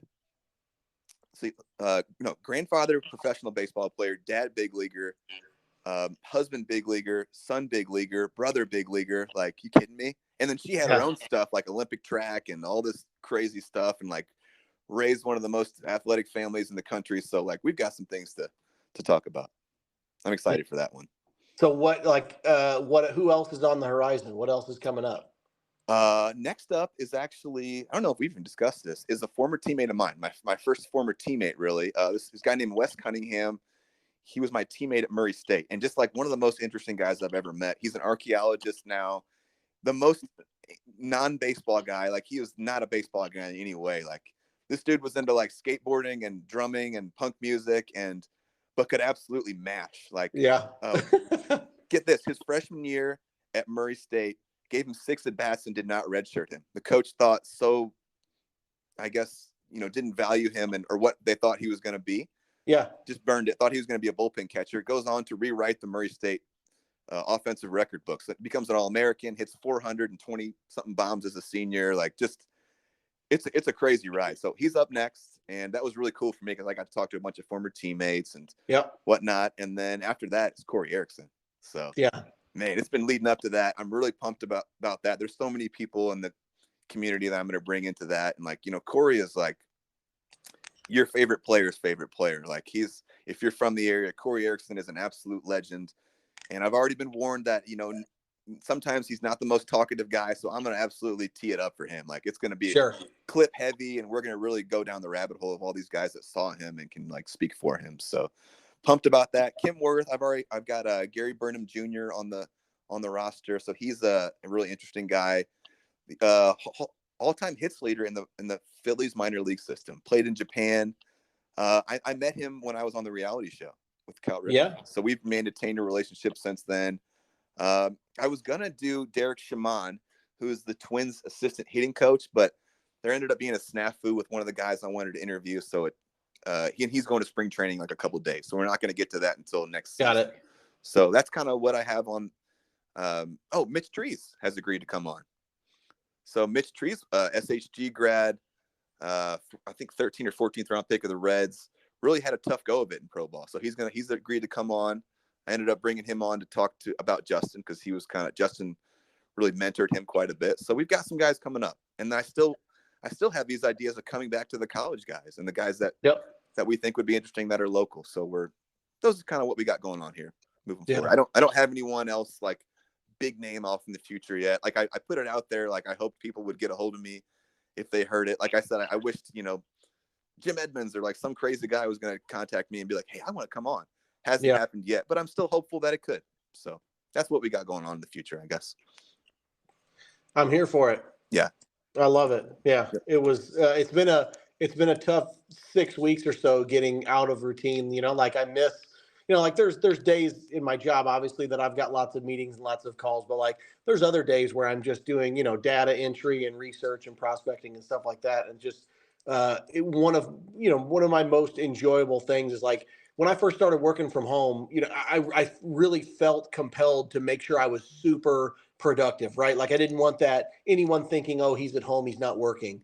And so I tried really hard to make sure I was doing a lot. And then I realized over time that if I'm sitting here and it's silent, I lose focus quickly. So like when I'm able to put on a pod episode and do work, I mean, it's just like, it's just enjoyable to get into that groove of just listening to something that's new, but it's familiar. And it's just, I love getting into that routine. So absolutely. Can't wait for more episodes. Yeah. And you've got kind of a unique job where you've got some freedom to be able to do some of that. I realized that we put out content, I just dropped the Justin Knadler story. It's like almost 9 hours or whatever. And like, I don't know, everyone has time to do that all the time. So it takes a while for guys to get to some of these stories. So I'm getting text messages here and there like, oh, great job. We really liked this. We liked this part. Joe Knadler, the younger brother, texted me the other day and told him that, he loved it and he teared up at a few parts. So I feel good that I feel like we did the Knadler name proud there. And like, it went well. Yeah. And these, like you said, these are, all these episodes are timeless, right? Like a new listener could discover this pod right now and be sitting on like 80 hours worth of content that would all be relevant starting over from the very beginning and listening to all of them. Yeah. Hey, you want to talk about the logo before we get out of here? Oh, for sure. It's fun, right? That's like Yeah. a new thing that we have. So we've kind of gone through some different logos since this thing started. It started off with it was just a picture of a peanut butter and jelly sandwich. And then I put a picture of Big Bull up, and then I kind of like made the Big Bull picture psychedelic. And then I was like, okay, this can't play forever. And then I put a picture of myself, and I felt a little weird about that. I don't know. So I ended up getting a hold of a good friend of mine named Jordan Hammer, who's a local artist. I grew up with him. I said, can you put something together? And I kind of gave him some like ideas, like, here's your motivation, like, here's your muse, just be an artist. And he came back to me and hit it out of the park. It's amazing. Yeah, I think it's perfect. Yep. And then I went back to him recently. I had this, my wife and I were having dinner at Home Plate here in town, are you familiar with it? Oh, yeah. Okay, cool. It's like a bar, restaurant. It's a baseball theme. There's, local guys, jerseys up all over the place. So I was like, this is the perfect place for me to put a poster up. Yep. So I went back to Jordan and I was like, hey, man, can you make me a poster? It's amazing. So we're going to have posters up there and at the office. And, I'm in talks with some other places. So that's cool, too. So for sure. Yeah. Yep. And then it's just a really spot on. And especially he did a couple of, I mean, it's clear that he does this professionally, or at least has the skills to do it professionally, because he did a couple of different versions and alternatives and stuff like that. Yeah. And so wherever you want to take this, like, obviously when I saw that, I used it for the belt, right? But that was meant just for you, not for commercial purposes. But if you wanted to do a limited run of hats or shirts to give to guests or whatever, I would absolutely, split that or participate. I think that's a great idea. Yeah. I do think sometime down the line we could have some shirts made, but yeah, I don't know where it's going to go. At one point I said I didn't care at all about getting it out there. And then kind of when the Bo Hart came, I was like, I kind of did fixate a little bit on wanting to get it out there. I guess you want recognition for something that you're doing if you think it's cool. And you know what? I'm just kind of open to however it goes. I'm going to keep going. We're going to keep going and just doing this thing. And it goes wherever it goes. If it blows up, it blows up. If it doesn't, it's still an amazing thing, right? I think there's so much here in Central Illinois we can still do. So I don't know. Well, I think that's the non-traditional medium.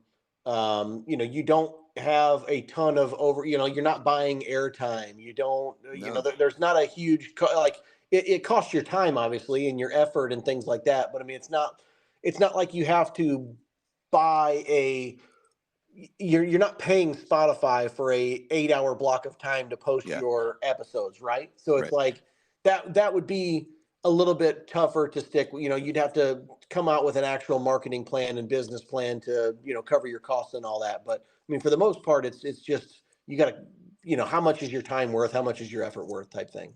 Yeah, absolutely. So we'll just keep on going. And I don't know. Well, I don't want to put any, like, it has to get here or it has to get there. A big thing that I look back on my baseball career and I regret is always looking to the next thing. It was always like, get to the next level, the next level, the next level, without enjoying the moment. So I really just want to enjoy what we're doing and doing these fun stories and what it means to these guys. And it was really touching to see how much it meant to Justin. I absolutely knew it meant a lot to Justin. It meant a lot to Bo Hart. At the end, you can just tell that, like, it was cool for these guys to go back and talk about these things. And like you coined it, write the last chapter and close the book, get some closure. So that's really touching, just to be a part of that and to facilitate that and give these guys this gift that is really going to give for the rest of their lives. Right. Like, it's always going to be there. So it did feel like Justin Knadler's episode was the intersection of everything that you've learned and the pod has become. And he's like, I think I texted you this separately. It's a great text. Like, every guest seems like they had a very specific learning purpose and progressive purpose at that time. Like, everyone brought something a little bit different. And then it's like, when you interviewed Justin, it was like, you were super comfortable. He was super prepared. He had the right mix of familiarity because we'd already heard from Jason and some other teams that he played on, but he had a little bit more unique story of playing over in Tokyo, I think it was, and with Barry Bonds and having a little bit more, you know what I mean? Like, it did really seem like if you wanted every episode to build up to something, it did seem like his was the payoff. Like, it hit it checked every single box you could possibly have. Yeah, 100%. It really was. And like, personally, like, I'm not going to share the text message that we had, but yeah, we went over kind of each episode and it was like, this one was for this purpose. This one helped us build there. This one helped me grow here. Like, there's been times when you've mentioned it that I kind of start off sometimes on these podcasts a little nervous or a little hot, and then I settle in, but I don't feel that way anymore, especially after the Bo Hart one. Like that, like I said, brought everyone down to kind of eye level with me. And absolutely, Justin understood the assignment too. Like, he had all these episodes to kind of listen to and be like, okay, this is what's happening. Some of those other guests, you know, I'm sure kind of went into it a little bit like, how's this going to go? You know? But Justin had all this back catalog. He knows how it's going to go. So he was very comfortable with it. He had heard Jason. He had, you know, all these people had been talked to that he was friends with and that had said glowing things about him. So, and not to toot my own horn, but yeah, I think that was my best job as a host in terms of like, you know, it's weird. It's like there's subtleties to being a host and understanding when to interject and what to ask and feeling comfortable and just, I don't know. There's like a dance to it. There's certainly an art to it, and I feel like I'm getting better at it. Yep. It was an easy listen. Yeah, that's for sure. Honestly, earlier when you said you had something like how many hours there, I kind of did a little bit of a double take. I was like, it's not that many hours, is it? And I think that was because it was such an easy listen. Yeah, and I broke it up more. So like in the past, I've always put them out as 2 episodes. So like whether it's 2 3-hour episodes, and that can be kind of daunting to people. So now I'm putting them out in closer to like 2-hour clips. And I feel like that's less daunting for people to be like, okay, I've got a 2-hour episode to listen to, and then, you know, on to the next one. So I'm like, if I've got an open day, like I'll listen to a good chunk at my desk while I'm doing other work. But yeah, for the most part, I've got headphones in when I'm taking the kids to basketball practice and I'm, you know, waiting for them and things like that. Yeah, it's definitely put together in chunks, but for sure it was an easy listen. I didn't think it was that long, but yeah, it didn't feel that long. It was like the easiest conversation in the world, and we got to do it at his mom's house. It was a great environment. Both of us have young kids, and it's just like a madhouse. It's like impossible to do this essentially when they're home. Yeah. So we got to do it at his mom's house, and I talked about how kind of special the Knadler household always has been. It's a very inviting. I guess if you haven't listened, but growing up, the Knadler household was a place where you didn't knock. You just showed up.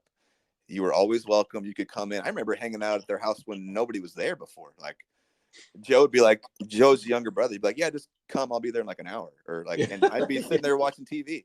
You know, it was that kind of a place. So I'm sure we're going to have to do another out of left to talk about Justin here because we're running out of time. But yeah, the Knadler household is a very special place, and that's a special family. So that was really cool I've got to talk to Jason and Justin about their careers. So for sure. Yeah. No, really, really good. I mean, I can't believe, if you look back at the body of work in just 9 months, I mean, obviously it's something to be really proud of. Lots of really fun stories to enjoy.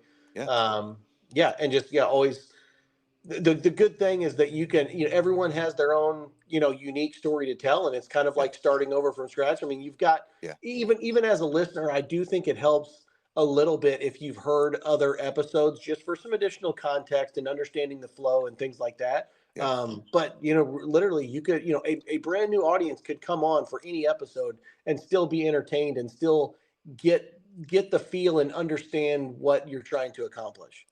I totally agree. Well, Joey, we got to let you go here. You got a meeting here at 1:00. Got to earn a living. Got to earn a living. Well, this has been really special for me to get some time. I know, like I said, we haven't done this since October 31st. We do probably text almost every day. I try to give you a break on the weekends, but sometimes I get too excited about something and I got to text you. Does Katie ever get annoyed that I'm texting you, or does she care? No. I mean, sometimes she'll ask who I'm talking to, but she knows. Yeah, she knows that we do this. Okay, cool. Yep. So I'm sure we'll have to pick this up here soon again. So yeah. Hey, interesting.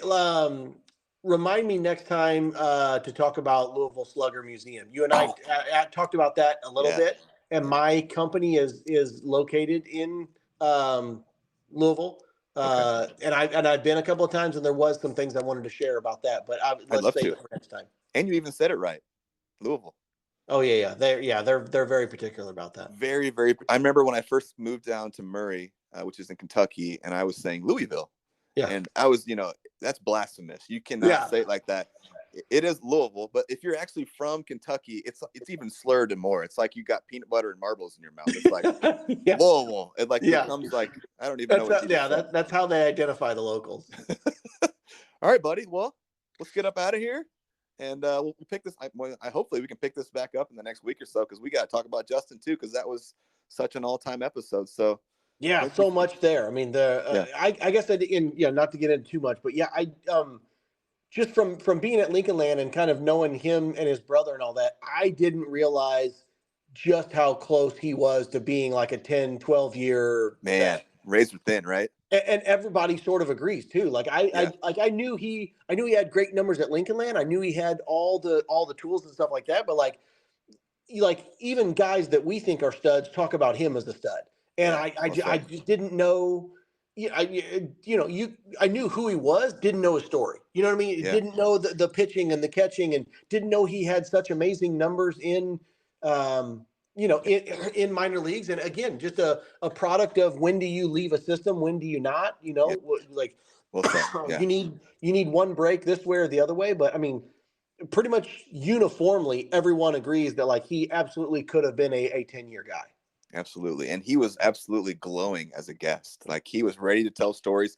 He was stopping me to be like, oh, I got a story. I got a story. Yeah. I got a story. So please, guys, listen to this. It is an all-time episode. It's kind of the culmination of all this. It's come together, and Justin was just an amazing guest. So yeah, good one. Right. Real good one. All right, guys, we'll get up out of here. You got anything else to say?